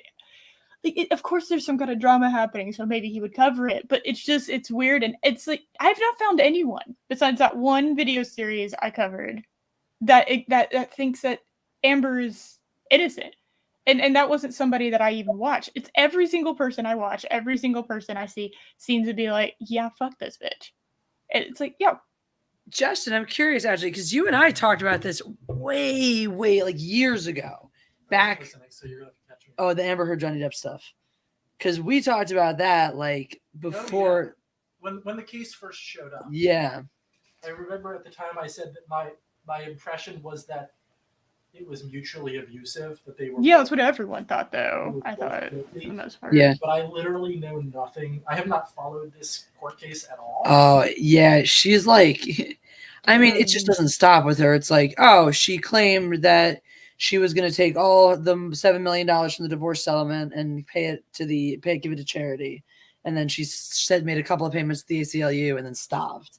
And she was like, yeah, because I needed money and blah. It's like, yeah, you need millions of dollars for your fucking life. Like, all right, bitch. She's doing things like she's copying, like whatever outfit he wears, if he wears something really stand out, she copies it the next day. Oh my God, I haven't noticed that. You're right. Amber Heard. I was wondering why even things like there was a tie. She showed up with a tie that had like the same insignia on the top of the next day after he wore it. He wore his hair up. She put her hair up the next day. It's like, again, outfits, collars, ruffles. Anna was joking. She should leak. He should leak. He should get his team to leak that he's going to show up dressed as fucking Captain Jack. Oh yeah. And then see if she does it. Yeah. Yeah. Tape away. Dude, I think the worst thing I've seen so far at that trial was, and I was watching someone react to it, so it was kind of like vicariously like watching through them what was happening. But they were showing it was when Johnny was on the stand, and for some because they didn't follow up on it, they just like played this clip, and then the defense just like went on to something else. It was very strange. Or whatever you want to call them, Amber's lawyers. And it was, she apparently recorded him trying to cut his wrist or cut something. I wasn't sure because it was just audio. It wasn't like a video. And she recorded it and was saying shit like, oh, well, I don't want you to use the knife on me, when there was literally nothing he said before that was implying that he was going to do that. She just straight up like recorded him having a complete depressive meltdown and was like desperately trying to cut himself with this dull blade that wasn't slicing. And she records that and for some reason they thought that was going to be beneficial for their case. And you're sitting there and you're watching her pretend like she's fucking sad. And she's doing the fake sad face. Her little fat, yeah, the really sad, like, oh, I'm about to cry, but like I'm obviously acting face. And Johnny's just sitting there, like clearly just trying to hold himself together because he's having to listen to himself going through that moment. That is public. that is now public to everybody. A very private, personal moment that is very, very public now. And I can't after that. If I heard nothing else from her, Yeah. I think you should be thrown into whatever pit of internal damnation of whatever, all of them actually. Just stack them on top. That's coming to you. Just stack them on top like cups and just throw her through them for the rest of eternity. Yeah. Just like that is evil. And that's the thing, is like when you go through something like this, he is suing her for defamation, which means that you know when you're going through this, all the stuff's going to come out, all the clips, all the ugliness. He knows she's been very forthright about some of that ugliness. He's putting it all out there. Knowing that was going to happen, still proceeded with this case. To me, that is a hallmark already signaling innocence, that you're willing to put all your ugliness out there because you feel like you have more you stand to win more, gain more from the truth than by hiding your participation in something negative. Yeah. That's like, and it's very smart. I mean, the angle's very smart because it's like, you can't lose at this point, no matter what the judge awards or not. Yeah. He's but played that was her side. I know. And that was the craziest part. That's what but that's what I'm saying is when you sign up to, fight a defamation trial, that's coming out. They're pulling out the ugliest things they have. They're pulling out the dirtiest, nastiest things to try to discredit you. The funny thing is, it's like I feel like that's part of what's in this case. Like the lawyers are walking a fine line because they're being sued. She's being sued for defamation. Right. Like you can't really use defamation in your defense here. And so this is probably one of the only shock things they think they have to prove that he was violent, that they can it's almost like they put this in here less because they think it actually does prove that she's, that he was violent, and more because it's a way for them to be able to defame him within the confines of the case. Yeah. Like, oh, well, let's listen to this embarrassing thing and put you basically let's try to punish you for bringing this case on us. Yeah. And it's like, well, anyone, I'm pretty sure everyone in chat knows somebody at least suppressed. I've been in, I had a really dark moment in my life when I was going through my first instance of depression, and you really don't know how to handle it the first time around, Yep. And, it's a really, for instance, I told my roommate at the time what had happened and what my thoughts were, and she literally climbed up on her bunk bed and turned her back on me and went to sleep. So that was super fun. That was the first person I told about that. Wow. Straight up, just Terrible. And it's one of those, you don't forget shit like that. And I would imagine this is not his first rodeo either, and the alcohol and the drugs are not helping. But she was someone she trusted, and the same thing with me. I was someone I trusted because I thought we were friends. And to have her record it and then you try to use it against him, you're having a really, really dark moment in your life that should be very private, and you're just and very aware you're recording it, so you're putting on a bit of a show, which is even worse. She acts like through that whole clip, it's very apparent she's putting on a show. She's not genuine, at all. The kicker for me, it's using it is to betray the trust to use this video in a court is so disgusting. But to be there in that moment performing for your camera so that you have ammunition for, she's already planning her exit strategy. Basically, she's like, oh, I'm with this unstable guy, so I better have my exit route, and she probably fucking was gold digging the whole time and just always needed to have this shit set up. It's like you're watching somebody go through some real pain and desperately needs you in that moment. And all you're caring about now is that you got him. You fucking got him. You got that. I'm like, anytime, like if Jeff stubs his toe and he goes ouch in another room, I'm like, oh my God, what's wrong? Like Same. I can't be around Jeff going through any kind of pain or discomfort without like it hurts wanting you. to- Yeah. Exactly. And I'm just You like, care. that's not love. But the fact that Johnny Depp put himself in this position, knowing that all of these horrific things that she put him through she was gonna basically do her best to put him back through them on the stand. It's like, why would you do that? Why would you put yourself through this if you didn't know for fact that you have a lot more to gain, by showing the world who you both are than she does? No one's let him. I hate the phrase "your truth" or "my truth," because I think it implies that there is more than one truth. Yeah. You have like your point of view, and then someone else's point of view. But the truth is a neutral fact. Like, that's just what happened. Yeah. But in this is kind of making me almost. It's made me made like a very small exception to my hatred of that phrase, because in this case, Johnny completely didn't get to tell his side of what happened, because for like nonstop since I think the divorce thing came out, it's been all pro Amber Heard, almost everywhere. Yep.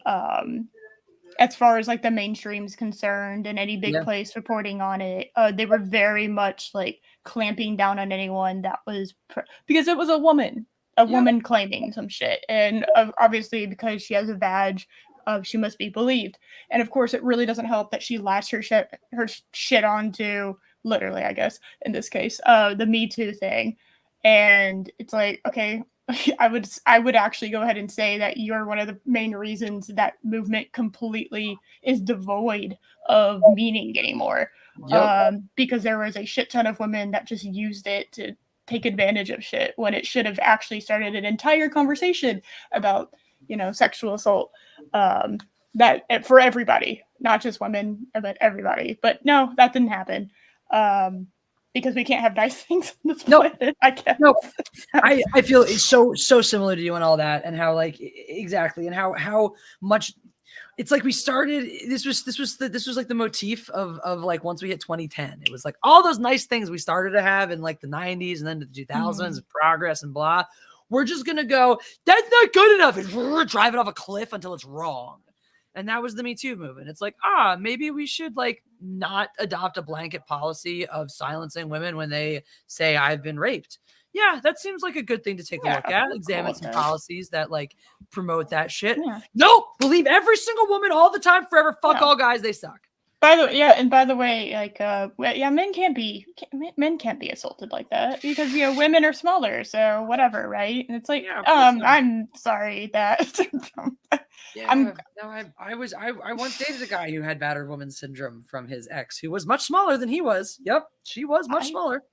I think it's literally just the stigma of guys coming forward, because I would actually go ahead and guess that the numbers are a lot closer for men and women with domestic abuse cases. And God help anyone if they start trying to explore the lesbian domestic abuse cases, because Jesus Christ, those things are, they are off the wall.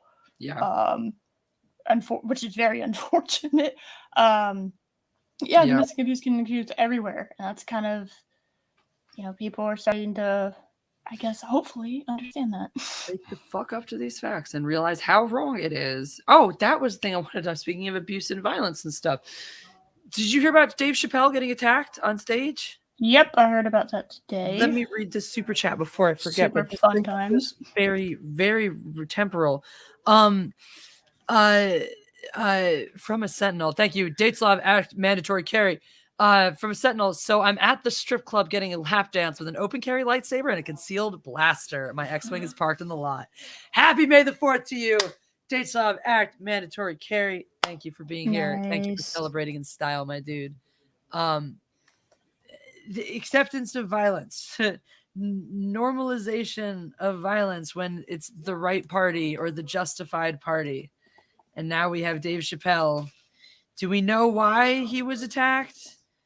Because of the Will Smith thing, most likely. It was a I would assume that's a connection. I would assume that there has. So it's the Hollywood Bowl. That's right here. Sonny Hostin blames Donald Trump for Dave Chappelle attack. All right. I don't. Definitely damn Donald Trump's fault. 1000%. Yeah, because he's still a relevant person. Obviously, now. yes. He definitely has things to do with pop culture and the media right now, all the time. Yeah, definitely. Like if you're still obsessed with the political theater, his name is popping up left, right, and fucking center. But come on, people, he's not like. Let's be real. His relevancy died the day he lost the election. Can we stop pretending like we can't do this? It was funny. Like it got to a point where it was like almost funny during the 4 years when it's like, well, this bad thing happened, must have been Trump's fault. But like, come on. Yeah. You can no longer, especially when you're ignoring the reality where this is Will Smith's fault. This is fucking clearly Will Smith's fault.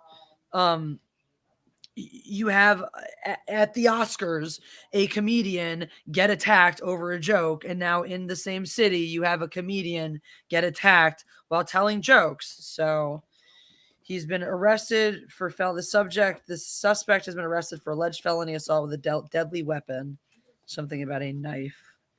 Ran up and tackled a stand-up comedian, seen running on stage before leveling Chappelle. He was armed with a replica gun that could eject a real knife blade when discharged correctly. It was unclear if he made an attempt to use the weapon. What? Hold on. I'm still back at he brought a gun that shot knives. Yep. He brought a gun that shot knives to a comedy show. Neither a knife fight nor a gunfight, but he brought a gun that shot knives. Sounds like bad fanfic. I don't. It's definitely Donald Trump's fault. I don't see any way now. Clearly, yeah, he made the gun. He brought a gun that clearly, I bet you this. Yeah, I'll bet you it was Ivanka Trump's a designer, right? She designed the gun. Yeah. Chappelle is not injured. Okay. Oh, good. Yeah. A spokesperson for Netflix said, "We care deeply about the safety of creators and we strongly defend the right of stand-up comedians to perform on stage without fear of violence." Yeah, but you're also partially to blame, Netflix, because you came out and defended, rightfully so, Dave Chappelle when he first dropped his special, and then pussied out when but your writer's threatening to walk out. So you're to blame. You and Will Smith are, can take the onus for emboldening this vitriol against people who tell jokes for a living. Yeah, gotta love that. It's like, it's a joke. Okay. Yeah. You can, generally speaking, you can tell when someone's joking and when they're not joking. Okay. I feel like when a comedian is standing on a stage at a comedy show that people have paid money to go see, it's a good bet they're joking. That's one of those indications. That's right? That should give you, if you cannot take a joke. Now, there are some times when comedians tell shit jokes. Oh yeah, that's fine, because it's usually them trying to test out new material and seeing what flies, and then they'll revamp the joke, see if they can still kind of work with it, and it's fine. It's like when a restaurant comes out with a special and everyone's kind of like, it's not really officially part of the menu yet. Exactly. They're just kind of testing bad special, and then 3 weeks in, the waiter actually tells you, "Well, this is our special, but don't get the special." Yeah, exactly. Or then they evolve, which was kind of like you would hope that they would evolve. You hope they would just take the special off the menu. Exactly. Yeah, exactly. Yeah, and that's what a comedian does, because they will literally just tell jokes for a living. But if you're in the audience and you get offended, there is the option to leave. You're not trapped there. You're not handcuffed down, like Clockwork Orange style. All right, you can leave at any point. That's correct. So people forget that. I don't know why. No, dude, you're running in the wrong direction. Not the stage. Run to the exit. It's fine. Exactly. Leave. Take yourself away. This is the entitlement that we live in this day and age, though, where people, it's like, it's not enough to live unoffended and to live and let live. It's now only enough once you've changed everybody else to please you. It's so fucked. I've been around some of these types where they're like, gender's not real, so we're all they, them, there because we don't believe in gender, and you have to respect our beliefs in that there's no gender. And I'm like, okay, I will refer to you as they and them and their when I'm around you. And remember, because God help me. I'm just like, I will do my goddamnedest best, and I will because you asked, and that's fine. It's like if I meet someone and they're like, I need to be referred to as Crystal, my true spirit name now. I'm like, okay, I'll try to remember to call you Crystal, Suzanne. But known you as Suzanne for the past 5 fucking years now, so give me a minute. When it comes to shit like that, I don't give a shit what else, what politics and meaning and blah. You want me to call you your nicknames that make you feel good? I will call you the nicknames that you asked me to call you that make you feel good. As long as you do it nice, like respect. Exactly. Like, as long as you ask me decent. nicely, then I will. If you want to be a cunt about your nicknames, then fuck you too. Yeah. But just the same way, when I tell somebody, I introduce myself, there are people who are like, your name is Jessica. I'm going to call you Jessica. And I'm like, that's just unnecessarily douchey. Like, it's fine. My name is Jessica. You can call me that. It doesn't change the fact that my preferred nickname is Jessie. It's just unnecessarily douchey of you to call me Jessica. That's kind of how I feel in the reverse. If somebody in this situation is being perfectly polite about asking me to respect their pronouns, okay, it's like a nickname. Yeah. If they're gonna be douchey, I'm gonna be douchey. But I should need to stop spinning myself in the same circle and say something different next. That would be helpful, Jesse Brain. No, the problem comes in with this type now that aren't happy with that, aren't happy with the fact that I'm going to refer to you as those things. I'm going to refer to everyone else as their things and myself as my things, which are those other things that are what everyone else is doing. So cool. They're like, no, it's still not cool because the fact that you still use the evil pronouns in our presence and on each other and don't accept that the world is only good without gender, you don't get it. Now I'm like, full stop. Now I'm like, hold the fucking phone. Because up until this point, I have been the one accommodating for you. I have done everything. I have said, I don't give a shit that you're this weird, new, different, whatever kind of fucking person you want to be. I will change the way I'm interacting with you in all of these ways to make you feel safe and happy and included and blah, blah, blah. And in return, you are treating me with intolerance for my own perspectives and opinions. Right, exactly. That's my out. Then I'm done. Then I'm like, okay, then it's just a simple relationship of you're not showing me the same respect I'm showing you. And I feel like that's how I try now to handle, like, there's goggles conversations, left and right and liberal and conservative and bullshit and more bullshit. And then there's, oh, you're just part of the bullshit. I'm going to stay over here now. Yeah. No, I get that. Yeah. Yeah. I don't know how we got off on this tangent. It's fine. I don't know either. Happy Star Wars Day, people. Happy Star Wars Day. May the 4th. Whee! Something about why people, oh yeah, it's just tolerance. That's my thing at the end of the day, is I'm like, I don't know. Like,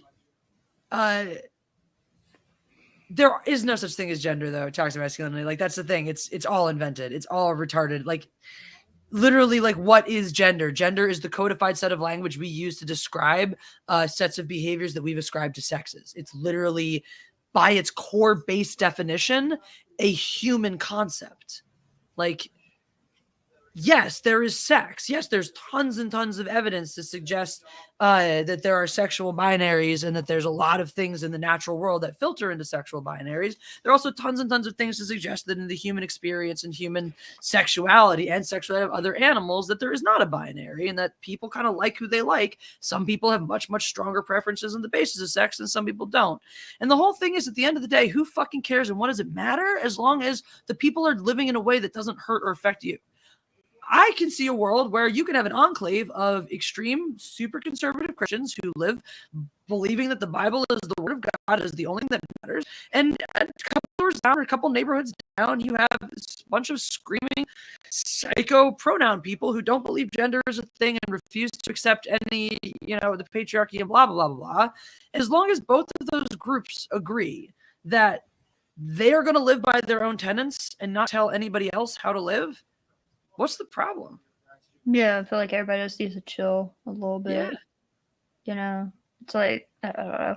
Yeah, I'll say the only two genders. It's because gender and sex has become equal to each other as far as like our society goes, and that's something that's going to be almost impossible to get out because there's so many humans. And so, but all you can do is just be like, this is what I mean by that. And if we just, God, communication is so important. And then it's important in every aspect of life. Just talking to people in different versions of relationships that you're with. Like, just the lack of communication between people, I feel like, is ultimately the cause of the kind of breakdown in society, because people don't talk. People from different, like, very, very, I guess, radicalized groups, like you're super far right, you're super far left, they will never speak to each other. Those two people are never going to speak to each other, because if they do, then they might find out that there's not everything they believe is correct, and that would be world shattering, and it's very hard to world shatter. Someone who did do world shattering really well was, do you remember that black guy that I forget his name, but he'd just talk to these KKK people, and the one who would just sit down with them, and he'd have these like long conversations with them, and he'd be like, and some of them would leave, like everybody left having a good impression about this guy. Like, not all of them changed their opinion. Some of them sort of stayed the thing, but they were like, but that guy was cool. And then some of them really kind of changed after that. But yeah. Is that the same guy that you're thinking of? Yes, exactly. He'd collect like their clan hoods and shit, like as like trophies, as like, hey, I converted all these people. And it's like that's at the end of the day, it's like that's like my go-to person as far as whenever I'm like, if you want somebody that can world shatter somebody's universe and do it politely and do it in a good, healthy way, just by talking to them, he's your go-to. Because like that's something people just don't do. And it's kind of annoying, honestly. Just talk to people. Damn straight. Fucking, there's so much cleared up by just use words. And that's it's so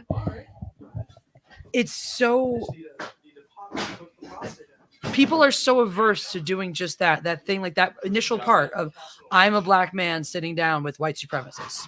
People are so unwilling to take that first uncomfortable step of putting yourself with the enemy that like the next part is so easy. Once you're there, once you're down in the room having a conversation, that next part of understanding and compassion and tolerance and mutual, oh my God, we're both human beings, is so fucking easy. But like you said, it's like the people can't even, it's the scary part. The hard part is just getting them in the room together, because then you realize, oh my God, the second you're actually faced with that humanity, you might have to face your own personal, I might be wrong, blind spots by exactly. And that exactly. And people hate being wrong. They do. It's kind of like earlier too, we were joking about pyramid schemes and how like you bring people with you to keep you confirmation. People are physically moving into more ideologically aligned neighborhoods. And so it's like one person posits something more extreme than what everyone else is saying. But everyone else is only a little bit further behind. And so to make myself feel better about this crazy thing I'm saying, I'm now working double time to convert everyone around me for that confirmation bias. But because the homogeny is growing within the ideology of the community, confirming more and more extreme opinions is becoming easier and easier to do.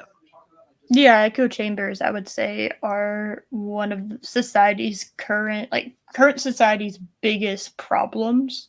Yeah. But guess what? Nobody likes to really talk about it because, we all kind of live vaguely in an echo chamber. Now, some of us keep the door open, but a lot of us don't.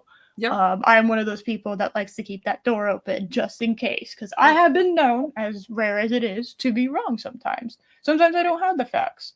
And one fact can completely change an entire story. So it's you need to open the door. I know it might be scary.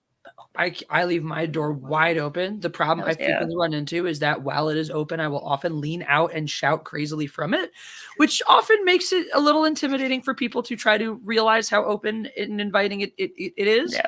And that's a me problem. That's a thing that Jesse's working on. That's fine. but it's something that's like my edict lately has been to try to listen more and talk less. I need a lighter. Dang. I need a No. lighter. No, It's just spewing gas when the sparks. well, don't leave it on doing that, I'm please. not, that's why. There's a light spot on it.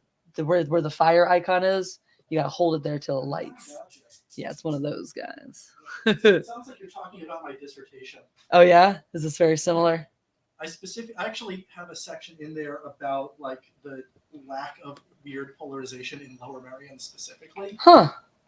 because Lower Merion has that weird like Interesting. because it's Rockefeller Republican Well- territory in a historically socially liberal, financially conservative.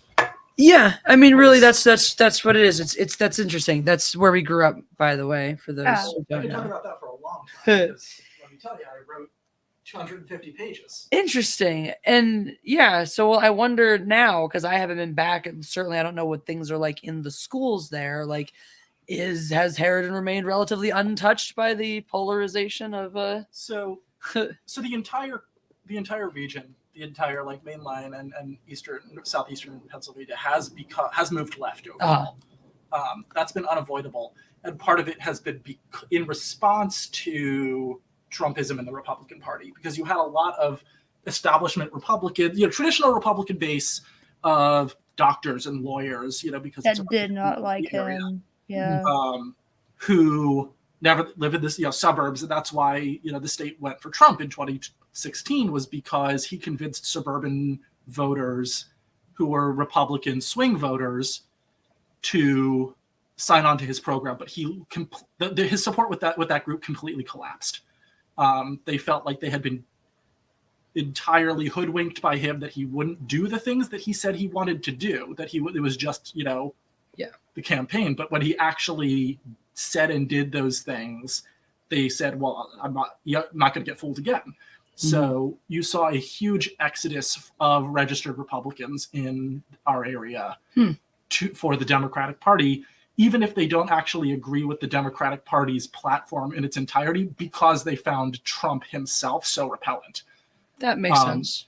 So it's actually like, and you can read about this in the New York Times, right? Like civil war within the Republican Party. There's a headline every day about traditional Republican voters who feel that there is no longer a place for them in the Republican Party, but do not feel like they align with the Democratic Party. I think that's a huge problem right now in both parties. Where they have I was about to say, they have a very disenfranchised moderate base. Right. The far left. It's smaller than for the Republicans, because the Democrats are not openly in civil war in their elections. Well, I'd say that's correct. I think for a while that was the case, because before, and actually, honestly, in the first couple of before the Democrats were occupied with beating Trump in a new election, the first couple of years of Trumpism, there was a lot of that infighting, especially with the junior Congress people. But I think you're right. That's now it's like whoever is in bigger trouble, they kind of quiet down for a little bit and try to shore up their base, because it's been going back and forth like that too. So and of course, like the left has always been a circular firing squad, right? Yes. And that is like even hardcore leftists with whom I am sympathetic on many issues will say like the left, and I've had these discussions, like the left is so quick to self-critique that it is at times harmful to the actual project. Yes. Because there are so many purity tests. And I understand the inclination for those. And I think that they are valuable to a point. But I think that they cannot get in the way of actually. But there's a huge problem when you have things like in California, a great bill that showed amazing progress towards something about sustainable farming and the conditions of chicken farms and all that stuff. And who was there was one single opponent to this whole bill, and it was fucking PETA, because they're like, it's not good enough.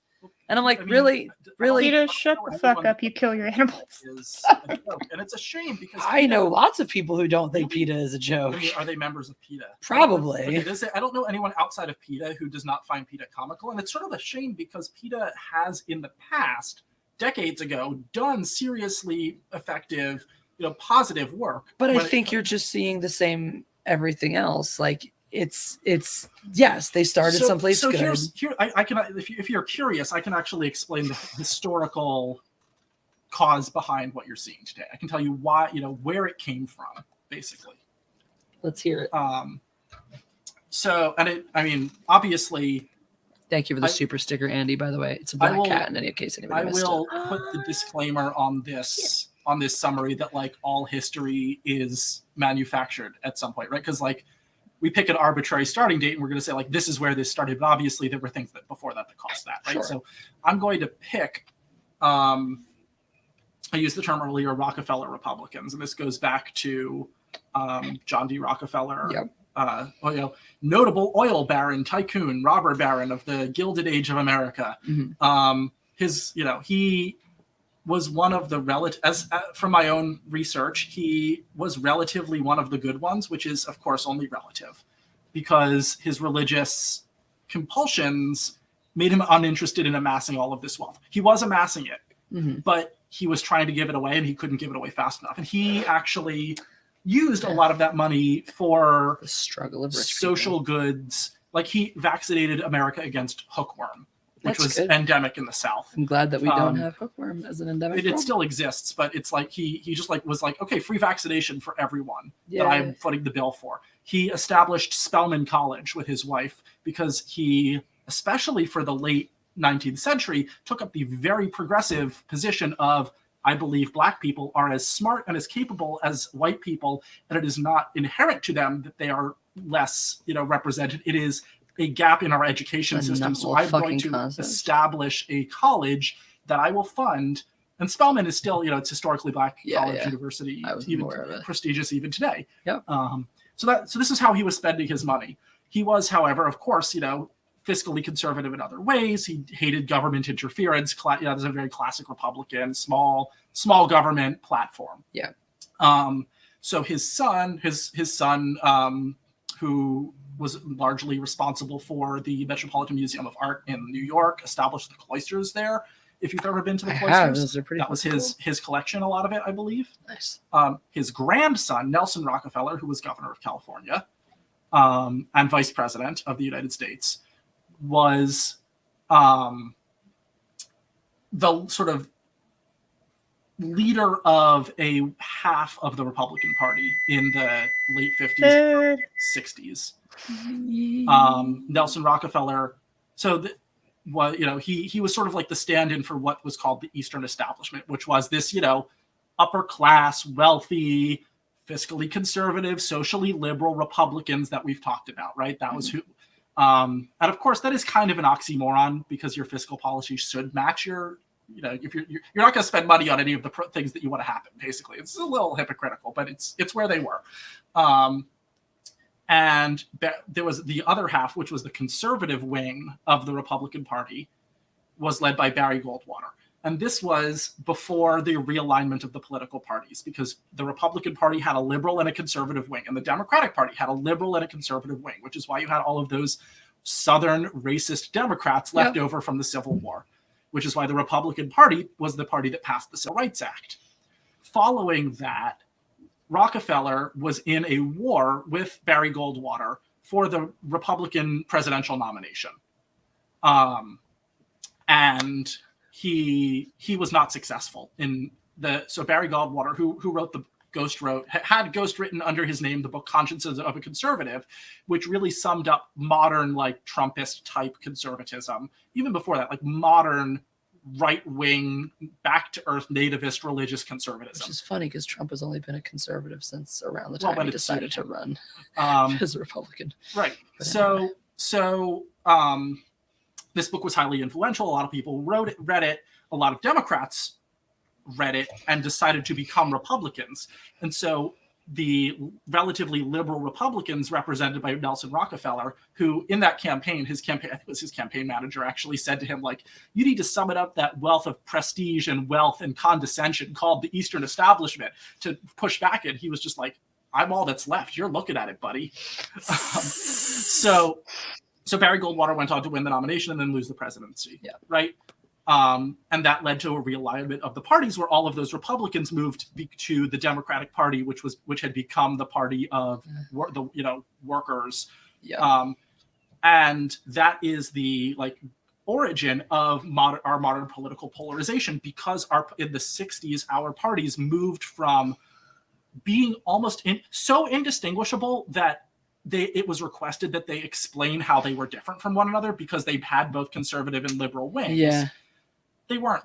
Obviously, you could study how they were. Sure. But like they were so similar. And of course, they were similar for a number of reasons related to, like, obviously only white men were the ones who were allowed to be in power, right? So it was much more homogenous. These people had more in common with each other. They also just served in 2 world wars together. There was a lot. Well, I mean, you just answered your own question. Then the real problem. It's not this whole split that you're talking about. It's okay. It just coincides with the ideological changes where all of a sudden you're just talking about all the black people and the women and stuff who wanted a voice and who wanted to say. What you're saying is that there would never have been any political strife or problem if bitches just knew their place and we just let the patriarchy keep on rocking. No, because the split happened before that stuff was. So before women, before various people, before women groups made their inways into government, right? The split happened in the late 50s, early 60s, and at the that's when all them dumb bitches saw their opportunity and started burning their bras and were like, now that we're going to be the Liberal Party, we're just going to overrun this with our ideas. So these are 2 parallel movements, right? There's the liberalization used small L liberalization of American culture alongside the realignment of the political parties. And but in seriousness though, would the liberal movement have been able to take such a deep and firm and lasting hold on one specific side of the political culture if not for the fact that that the parties had been kind of so I think obviously that I will say that like there are probably cultural historians who would know better than I do, but my off the cuff guess was that it would have been more evenly divided between the parties because both parties still would have had liberal and conservative wings. I don't think that the realignment led to polarization. I think that the polarization was what drove I think it was the opposite. I think that the realignment was a result of increasing polarization because one side was reactionary. And so all of the reactionary forces in both parties went together. That's my suspicion. I do think that I just lost my idea. It was something about that is okay. Increased representation. I'm sure this is very exciting talk for your stream. Low key need to try to get it back a little bit on you the told rails. Me to explain it. Unfortunately, history is not concise, which is part of the problem. This is not a thing that you would I should have prefaced by asking if there was a concise version. No, there's not a concise version. There are too many moving pieces, and that's part of the. I think that's actually part of the problem. Yeah. It is too complicated to put in a soundbite on CNN. I mean, that's true, and nobody has patience or time for anything more than that. This is going to be the best researched episode of your show. That's actually factually untrue, but it's definitely rich in certain facts. Hail Star Wars Day and the atrocities in Ukraine. I'm pretty sure the 4-hour retrospective on Richard Chu's career is probably the takes the cake for just best in pretty much every category, including depth, richness, facts. I didn't say that it was the best stream. I just said it was the best research. Yeah, I think that one too, though. That's a really interesting philosophical question. Because he was on your show, right? He was talking about his own career. Yes, but I also researched his entire career and process for that. Right. So I do not think that. I do not dispute what you're saying. I do not, and I will on a larger philosophical, on a larger level. And I think I do not think that you have put the same amount of time, energy, and research into this dissertation that I have put over my lifetime of actual study, hard academic study into Star Wars. That may be true. You've put a lot of time into Star Wars. Exactly. It's honestly just on the years. You just haven't had the time, bro. I'm sure if you made a career out of research on this, I'm sure at some point you would, because I'm not going to continue putting that level of study into Star Wars. Anyway, I do have a philosophical question, which is, if you hadn't done that research about him, if it were just him on your show, hypothetically, which is talking about a thing that didn't happen, but you've made me curious. Would him talking in detail about his life, is that research for him, or is that just a thing that he knows because he lived it?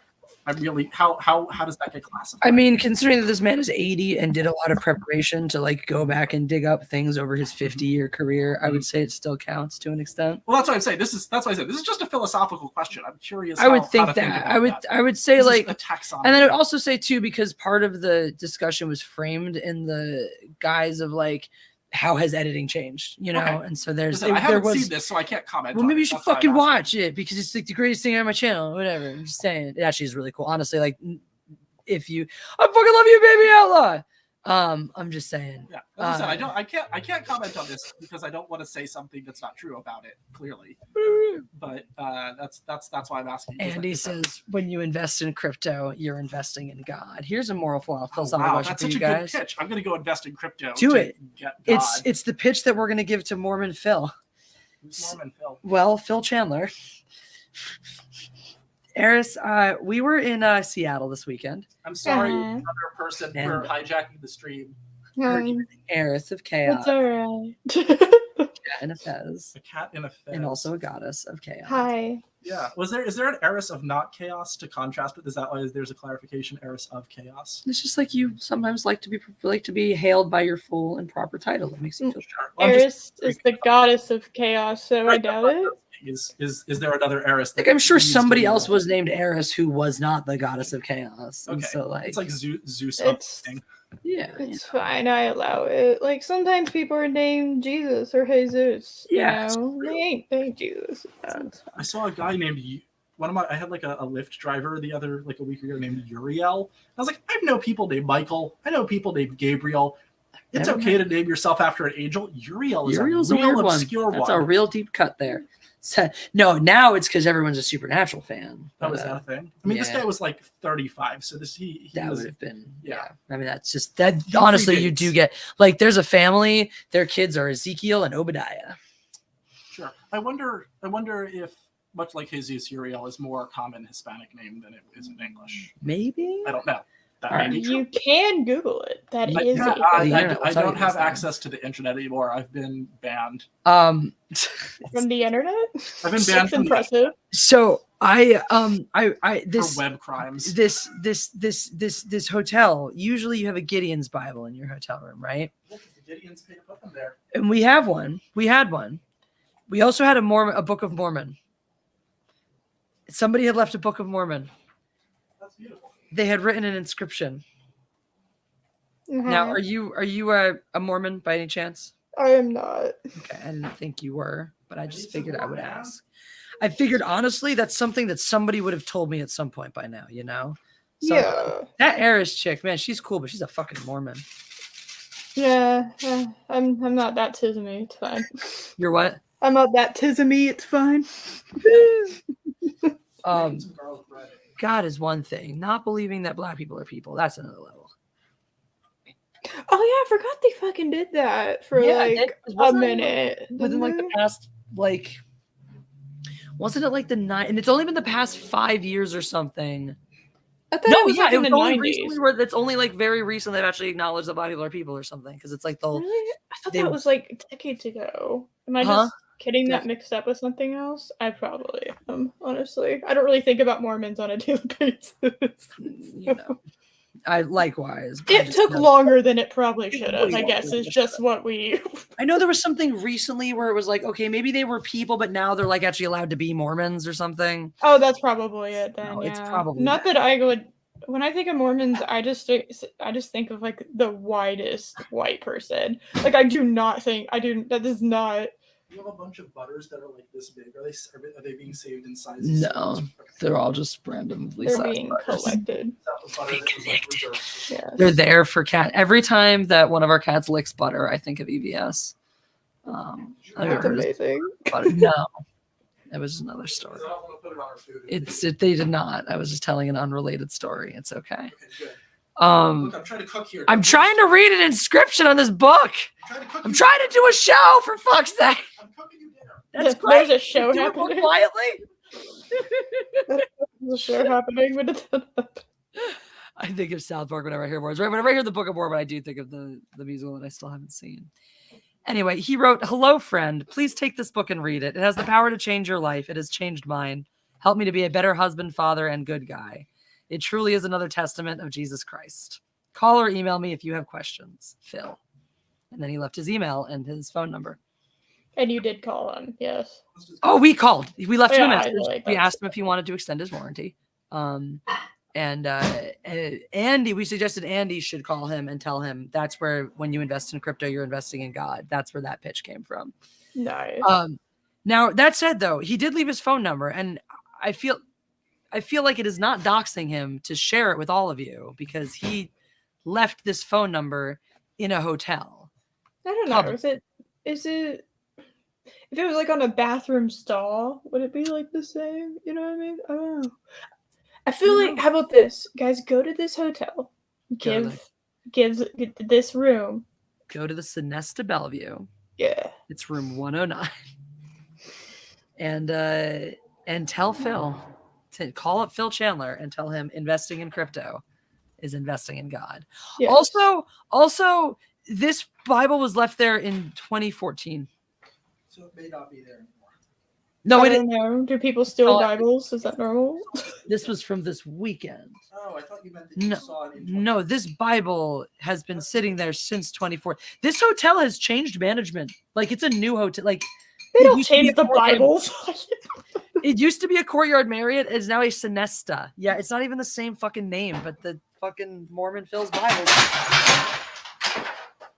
The kitchen, it just exploded. Oh my god. Cool. Did it just commit suicide? Where's the rack? That's On the rack is here. a good question. It died. My kitchen is apparently exploding. Yes. Anyway, The spice rack just gave up the ghost. This is going off the rails very quickly. I don't think we've been on the rails for like the last hour. No. I don't know. All right.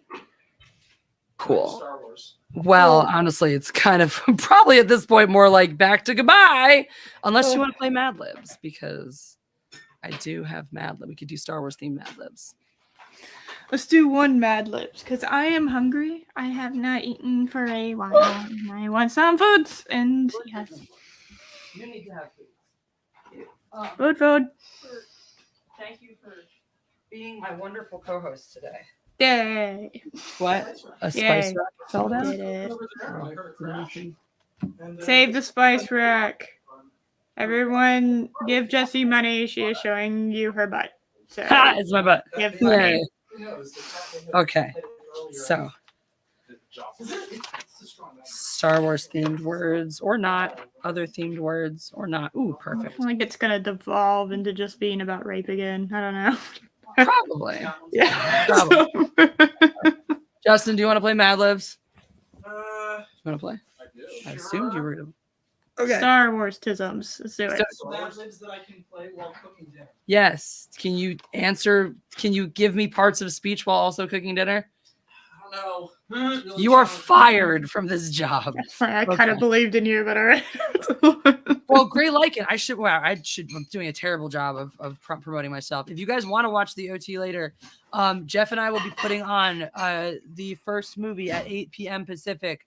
And I found all the hard drives. Yay! I found 4K 77. So we're gonna watch 4K 77 at 8 p.m. Pacific, and you guys will be able to turn us on and off. We'll be on 17 Live. So the currency over there is baby coins. It's like an app-based, monies basically. So every 1,000 coin threshold that we hit, you can either turn us on or off. So we will either quote along to the movie, or you can stop us quoting along. So that's going on tonight over there on 17 Live, and here's the link somewhere. Also, if you haven't gone to 17 Live yet and you download this link and then you watch in your first 24 hours of using the app, 10 minutes of 2 different streams, I get $10, which is a really cool thing. Money. Money is good. Money is wonderful. Oh, Anyway, hi, baby outlaw. I didn't say it earlier, but hi, baby outlaw. I love you. it has to stream sometimes. Like they actually do. So, okay. 1, 2, 3, 4. All right, chat. You guys are gonna get every fourth word, and that first word's gonna be an animal. So, yeah, Eris, as my esteemed and honored Yes. guest, You have the first word, which is the adjective. Adjective. Okay, are we going pervert? Or are we doing Star Wars? Either or both. Okay. Adjective, Star Wars. Whatever pops into your head first. So, like, balls. Cool. That's not an adjective, though. Like, sweaty is both pervy and Star Wars related. Yeah. So, what's up, Kai? I You can't know find what? you on 17 Live, homie. I tried looking. It's m.e.god empress. I don't know why they make it so hard to find. I'm like apparently a big deal or something. So, also, if you have trouble finding me tonight, guys, tonight's a good night to find me because I will be featured on the homepage at 8 o'clock for our stream. So, because this app is great. This is why I like it, by the way. Instead of YouTube, where it's like, we're going to schedule our streams once a week and do it, and nobody cares. And 17 Live, you're like, hey, we have this great weekly show that we do. You submit a scheduled content stream, and they're like, we're going to put this on the front of our homepage. That's cool. It is cool. I like it. All right, Thanks. All right. Yay. Thank you guys for helping Kai find. Anyway, words. I'm doing moist. Moist. Yeah. All right, chat. You guys are working animal. Just Dagobah is moist as a planet, Dagobah so it is works. Yeah.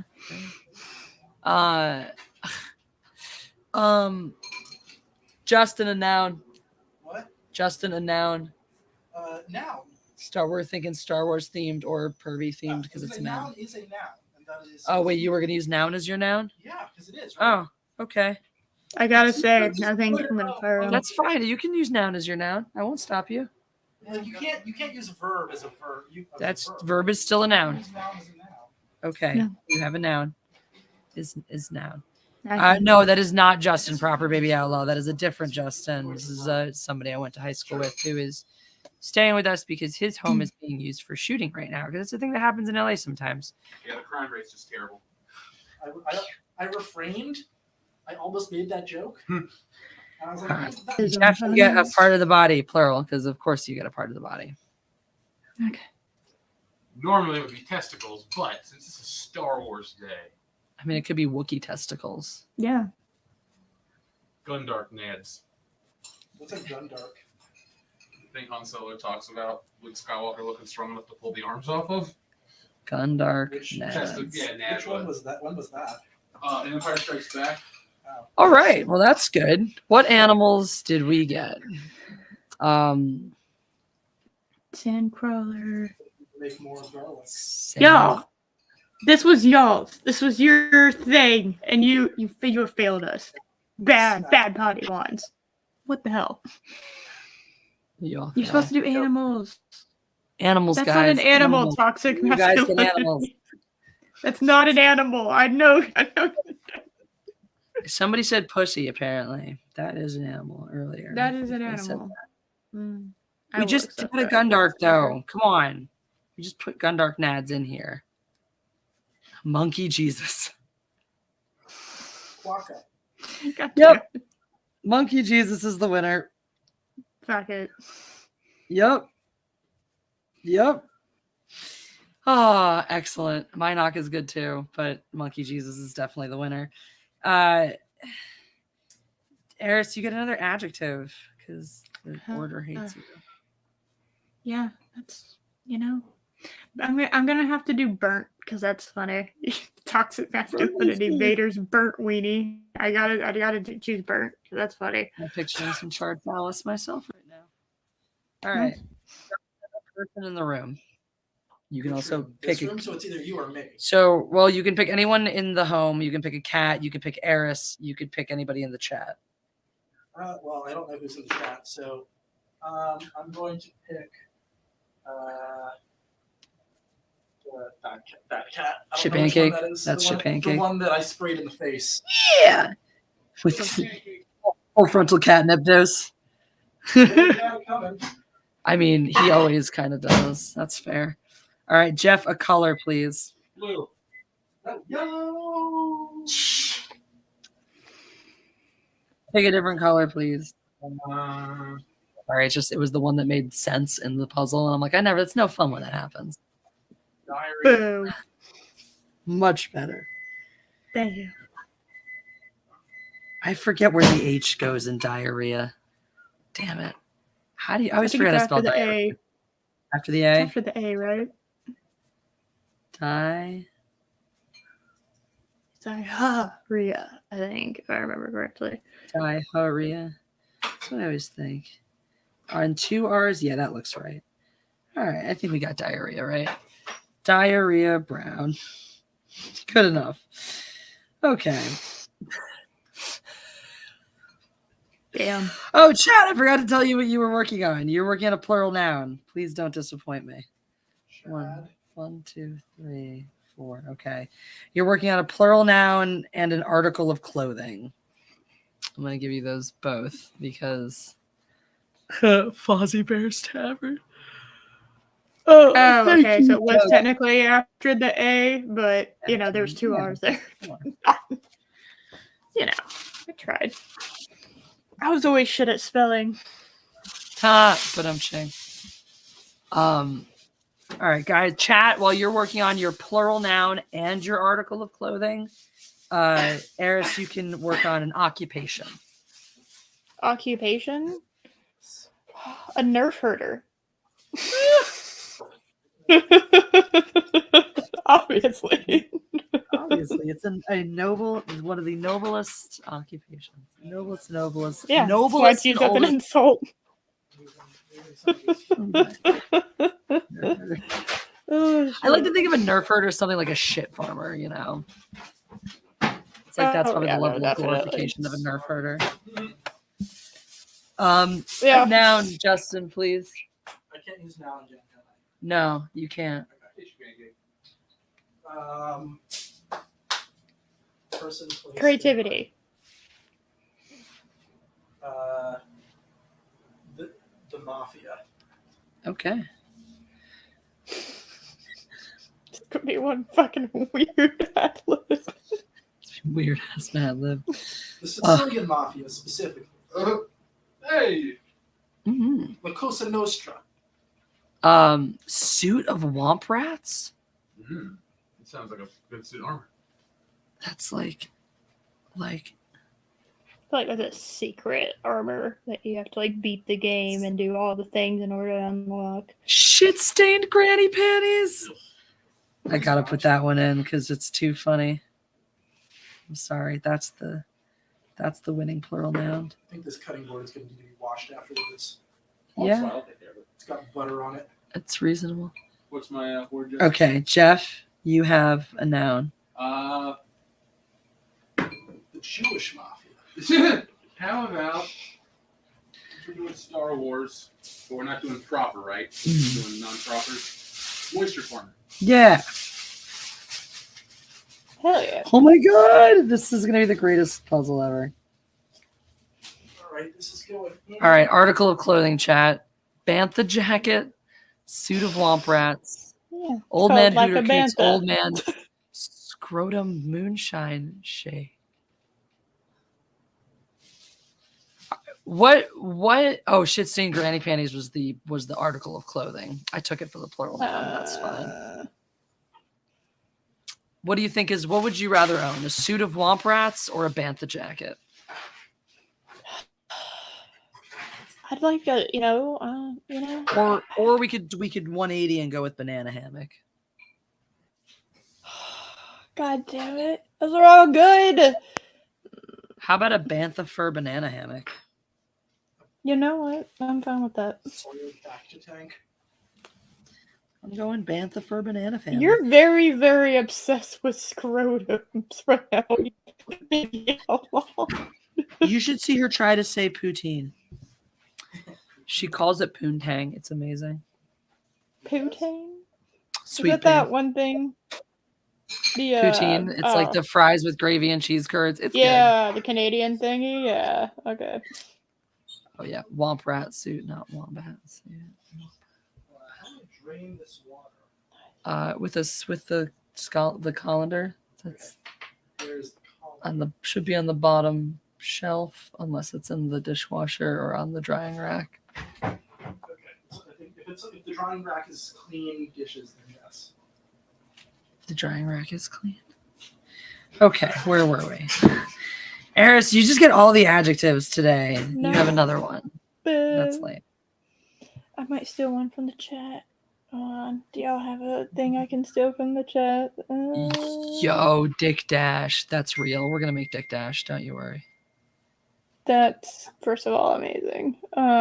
Let's see. I don't know. Brain adjective. Okay, you know what? Chaotic. There we go. I'm being really lame. Perfect. If he can say noun, I can say chaotic. You can absolutely say chaotic. That's my lazy one. Justin, you also get another noun, and it cannot be noun. It cannot be noun. Yes. No. Or mafia, because you've used that one. It can't be the Jewish mafia. No. Say back to tank. Perfect. There you go. Well themed. Soiled back to tank. Oh, chat, you guys are working on an adjective to finish us off, by the way. Jeff! Yeah. Adverb, please. Forcefully. Haha. How the rape still made its way in. There you go. We did it. Had to be something non-consensual in here. Mm-hmm, mm-hmm. All right, chat is finishing with an adjective. Let's see what you got. And then, Jeff, you're probably going to want to hear this. Oh, It is hot in here. I didn't notice. I've been in Part my of it little is because corner. I'm running all of this cooking. Yeah, I'm ready whenever you are. All right, we're just waiting on the chat to come up with something. We used moist in the beginning, Sweet Pea. Yeah, that was me. Right now. What kid? 14? We have 11 people watching right now. So, Are these streams are they archived anywhere? yes, they stay on. I just leave them on live on my channel. If you leave them up publicly, YouTube punishes you by killing your algorithm and taking your subscribers away, but I don't care because I don't play by their rules. So All I do is stream. They can't punish me. I have punished myself. I want to know how my crimes against this is streams why will you be should just considered. transfer all of your streams over to 17 Live, where they'll just pay you. I know. I will gladly work on helping people who want to do this do it painlessly without having to, try to, because it's the nice thing is you don't have to find that much extra time for it, and it's fun. It's more fun. It's more fun. It's more fun. They are. I love them. Anywho's all Swampy. Swampy's good. Swampy Poontang.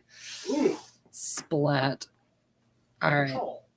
Swampy it is. Swampy All right, guys. Poontang sounds like a drink you'd order in Louisiana. Swampy Poontang, it does. All right. The story we wrote was dressing your cat. Oh, Oh, this is so funny. Oh my god.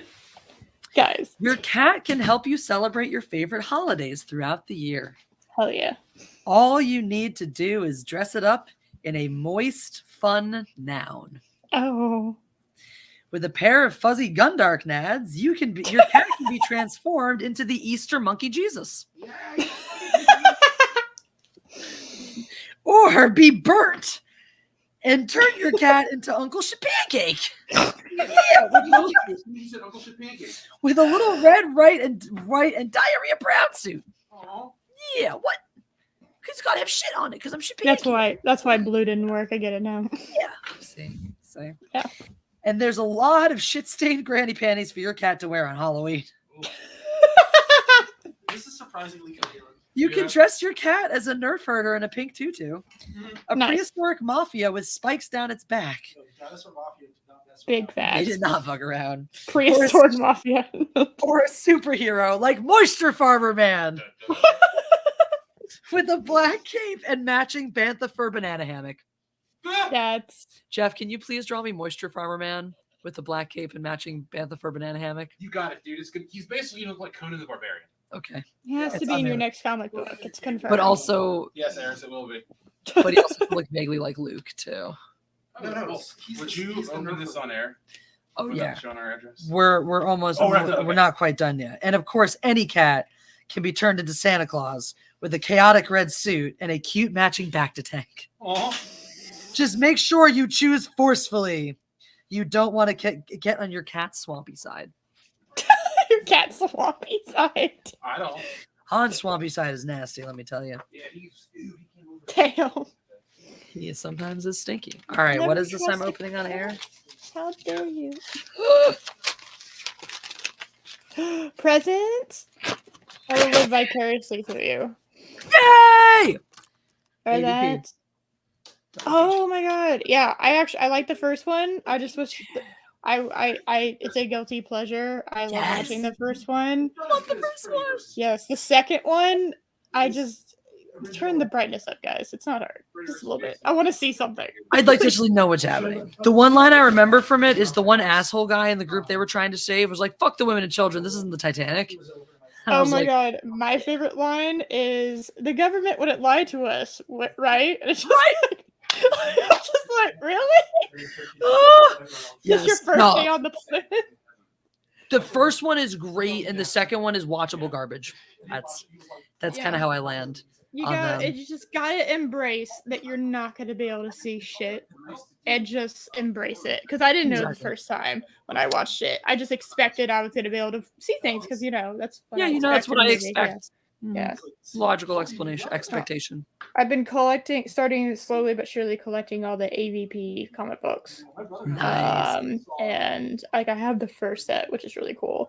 But I've been slowly but surely trying to get them all. And AVP, the original storyline, it's like sounds even cooler than what they came out. Like I like the movie, but the actual storyline is pretty kick-ass. Yeah. I just like the idea of a human, particularly like a woman, right? Because even in the Predator, in the Predator species, women are not allowed to go hunting, and to see like one of like a human woman acknowledged as like an equal, like a warrior with them is pretty kick-ass. So I love that moment. I was just when Jeff told me he got this and it was on its way, I like specifically brought up that. I'm like, that moment is so, every time I get fucking chills. I'm like, yes. Like, it's so cool. It's a great moment. And it's a fun movie. I also love, like, in spite of how campy and garbagey it is at parts, I just love that after all that time, the sequel was like, yeah, we're just gonna pick this up like directly from where the last one ends. Like, one to one, like as if no time has passed. And I'm like, yeah, totally. Just like what was it, a decade between those? Yeah, it's very awkward because when movies do that, because time has passed for me. I just assume time has passed in the movie. Right. And it's I'm like, weird. This isn't tomorrow. Yeah. Yeah. Exactly. It works in this one better than some others because of how like removed we are from civilization in the first one. So it's like, all right, sure. It could be whatever. I can mentally reverse engineer my understanding of the first one to feel like it's right before the, the era of the second one. Right. In fact, I've only watched the second one once because it made me mad. I couldn't see shit. It made me mad. I was here for this. Why was I robbed? Yeah. I wanted it. I just didn't get it. Exactly. It's like I don't know if you did a bad job yet. I don't know what job you did. Yeah. Like there are tricks because they teach you whenever you're learning how to use a camera and wield it and do all the fun tips and tricks. And this and the day of the internet, there's no excuse for it. But you can make things look very dark at night and still have things well lit so people can see what's happening. Yep. That is a thing. You can do it. It's a little difficult, but you can make things look like it's genuinely happening at night and still well lit enough so that the audience can see. Somebody should tell that to the folks who shot that one of the last episodes of Game of Thrones where it was impossible to see anything. Oh, The Long Night? Yeah. Yep. Let's be fair. That movie was clearly shot to be viewed in 4K at HDR on a screen where you actually could tell how it works, which is not what streaming is, which is what most people watch it. Fun fact, Gary watched it on that, and he still couldn't see shit. Yeah, I mean, I also watched AVP in theater, like the sequel in theaters, and still couldn't see shit too. So yeah, it's one of those like sometimes you fuck up, and the problem with things being way too bright and overexposed and way too dark and underexposed is, especially if you're filming on digital, there is no saving it. If you up your exposure and it's too dark, it's going to get super grainy. All right. And if it's too overexposed, there's not enough information there. So even if you bring down the light, there's nothing there for it to be. It's just white to it. Yep. So I don't know how a massive. Well, I do, because everyone understands why Game of Thrones was the way it is. But it's just one of those, like, there's no universe where that should have happened.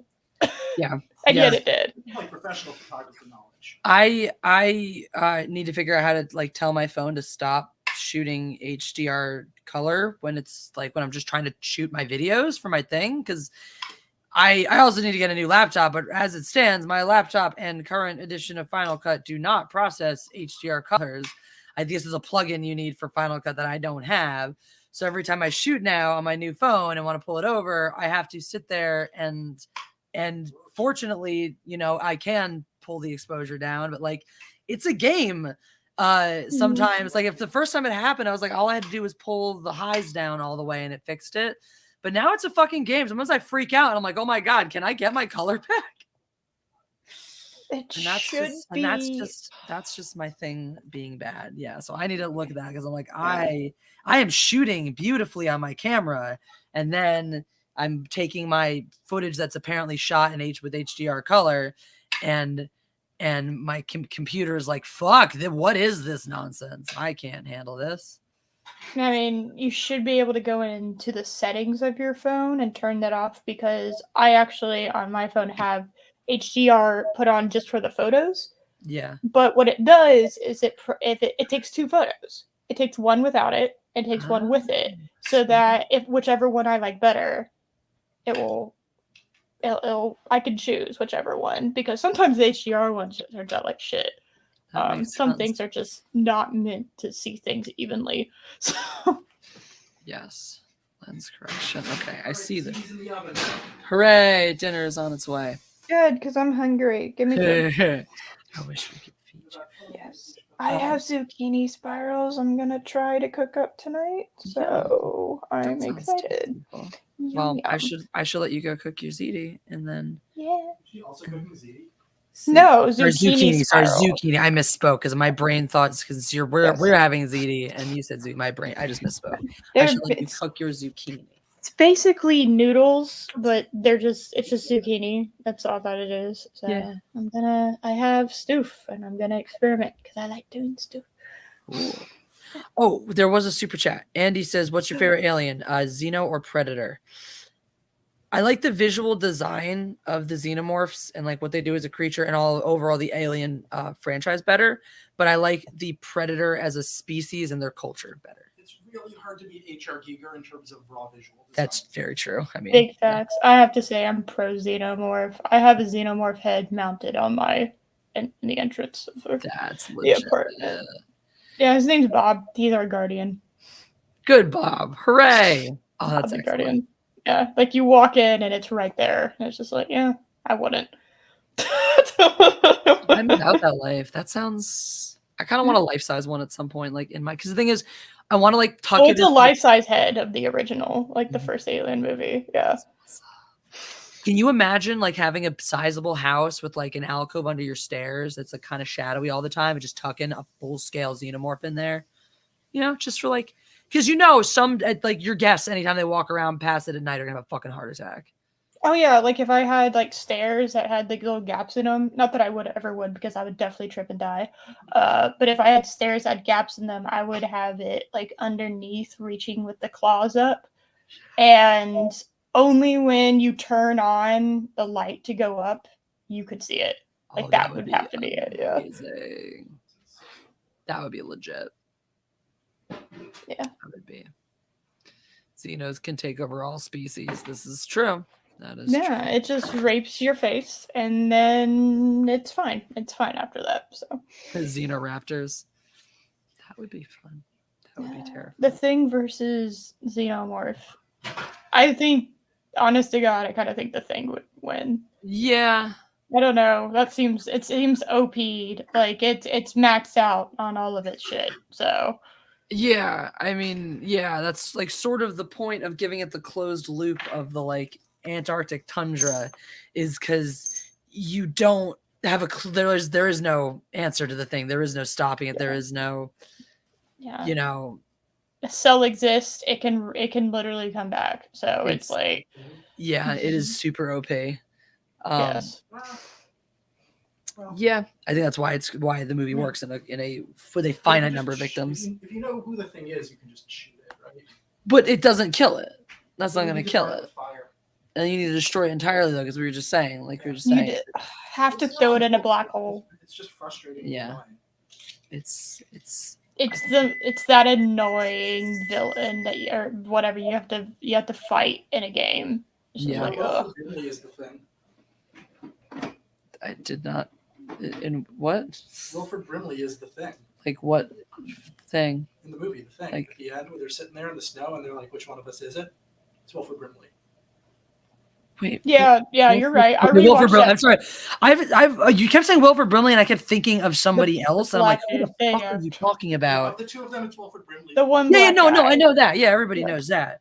But Well, I learned just- that recently when I rewatched it. I guess my brain didn't fucking realize that until I watched it like 3 months ago. Okay, again. no, that's because you're. He's got diabetes. Okay, That I was guy. like, no, he's not the guy who's you're the black. It's the black guy at the end Yes. who's the. Yes. Wilford Brimley is. Are you talking about like a different version of the thing? Am I thinking of the wrong character? I think you're thinking of the. Okay, maybe he's just okay. You're thinking of the He's- wrong character. Yeah, Yeah. it's the black guy at the end, It's the one that doesn't have Who cold puffs doesn't coming have- out of his and nose. also drank the stuff that was not the drink. It was motor oil or really something. smooth. And like we've been following the Because if other you look, if guy. you actually watch further back, what's his face? Takes the thing he takes a thing of like the oil that they're using to like the kerosene or whatever. He hands him kerosene at the end. That's what he drinks. Here's And so he here's realizes. the thing about that ending is that if there are only two of them and you know you're not the thing, you know the other guy is. Yeah, he does. That's sort of That's- the I point. was But like, he, come on. Yeah, that's But why that's the he's point, like, is But it's that he supposed to can't- be left to the audience to be a mystery. I'm like, is it really? Is it really? yeah, because I Good mean, movie. we were John kind of. Carpenter rules. It's very heavily implied in the movie because he disappears, he goes yeah. away, he walks out. It's the way that he acts is how everyone else was acting, and I It's- just Really good. yeah. Oh no, yeah. Have you seen John Carpenter on Twitter? He just tweets about No. video games all day. I kind of love that. He really likes That is great. Horizon Forbidden West. And it's like William Shatner just memes all day. I'm kind of down with that too. Like when you reach that level of status, yeah, just meme. It used to Just be be that guy. used to be that that John Carpenter would do a top 10 video games list every year and write about why he thought they were the best ones. And he like plays every major release. Wow, oh, that's really cool. Yeah. I did not know that. Go Good for him. look up. He used to do it for Giant Bomb. So it's somewhere on giantbomb.com. There are multiple John Fancy. Carpenter's top 10 video games of 20 years. They asked him to do that. That's my favorite director. He's really good. My friend met him or worked for him, Andrew, kept him in. Well, Oh, yeah. rub it in or whatever. Ah, naturally. Of course he does. BB is in the oven. Alrighty. Well, I think Goatism. oh, Jeff, the thing or the xenomorph. Oh, What would win in a fight? Yeah.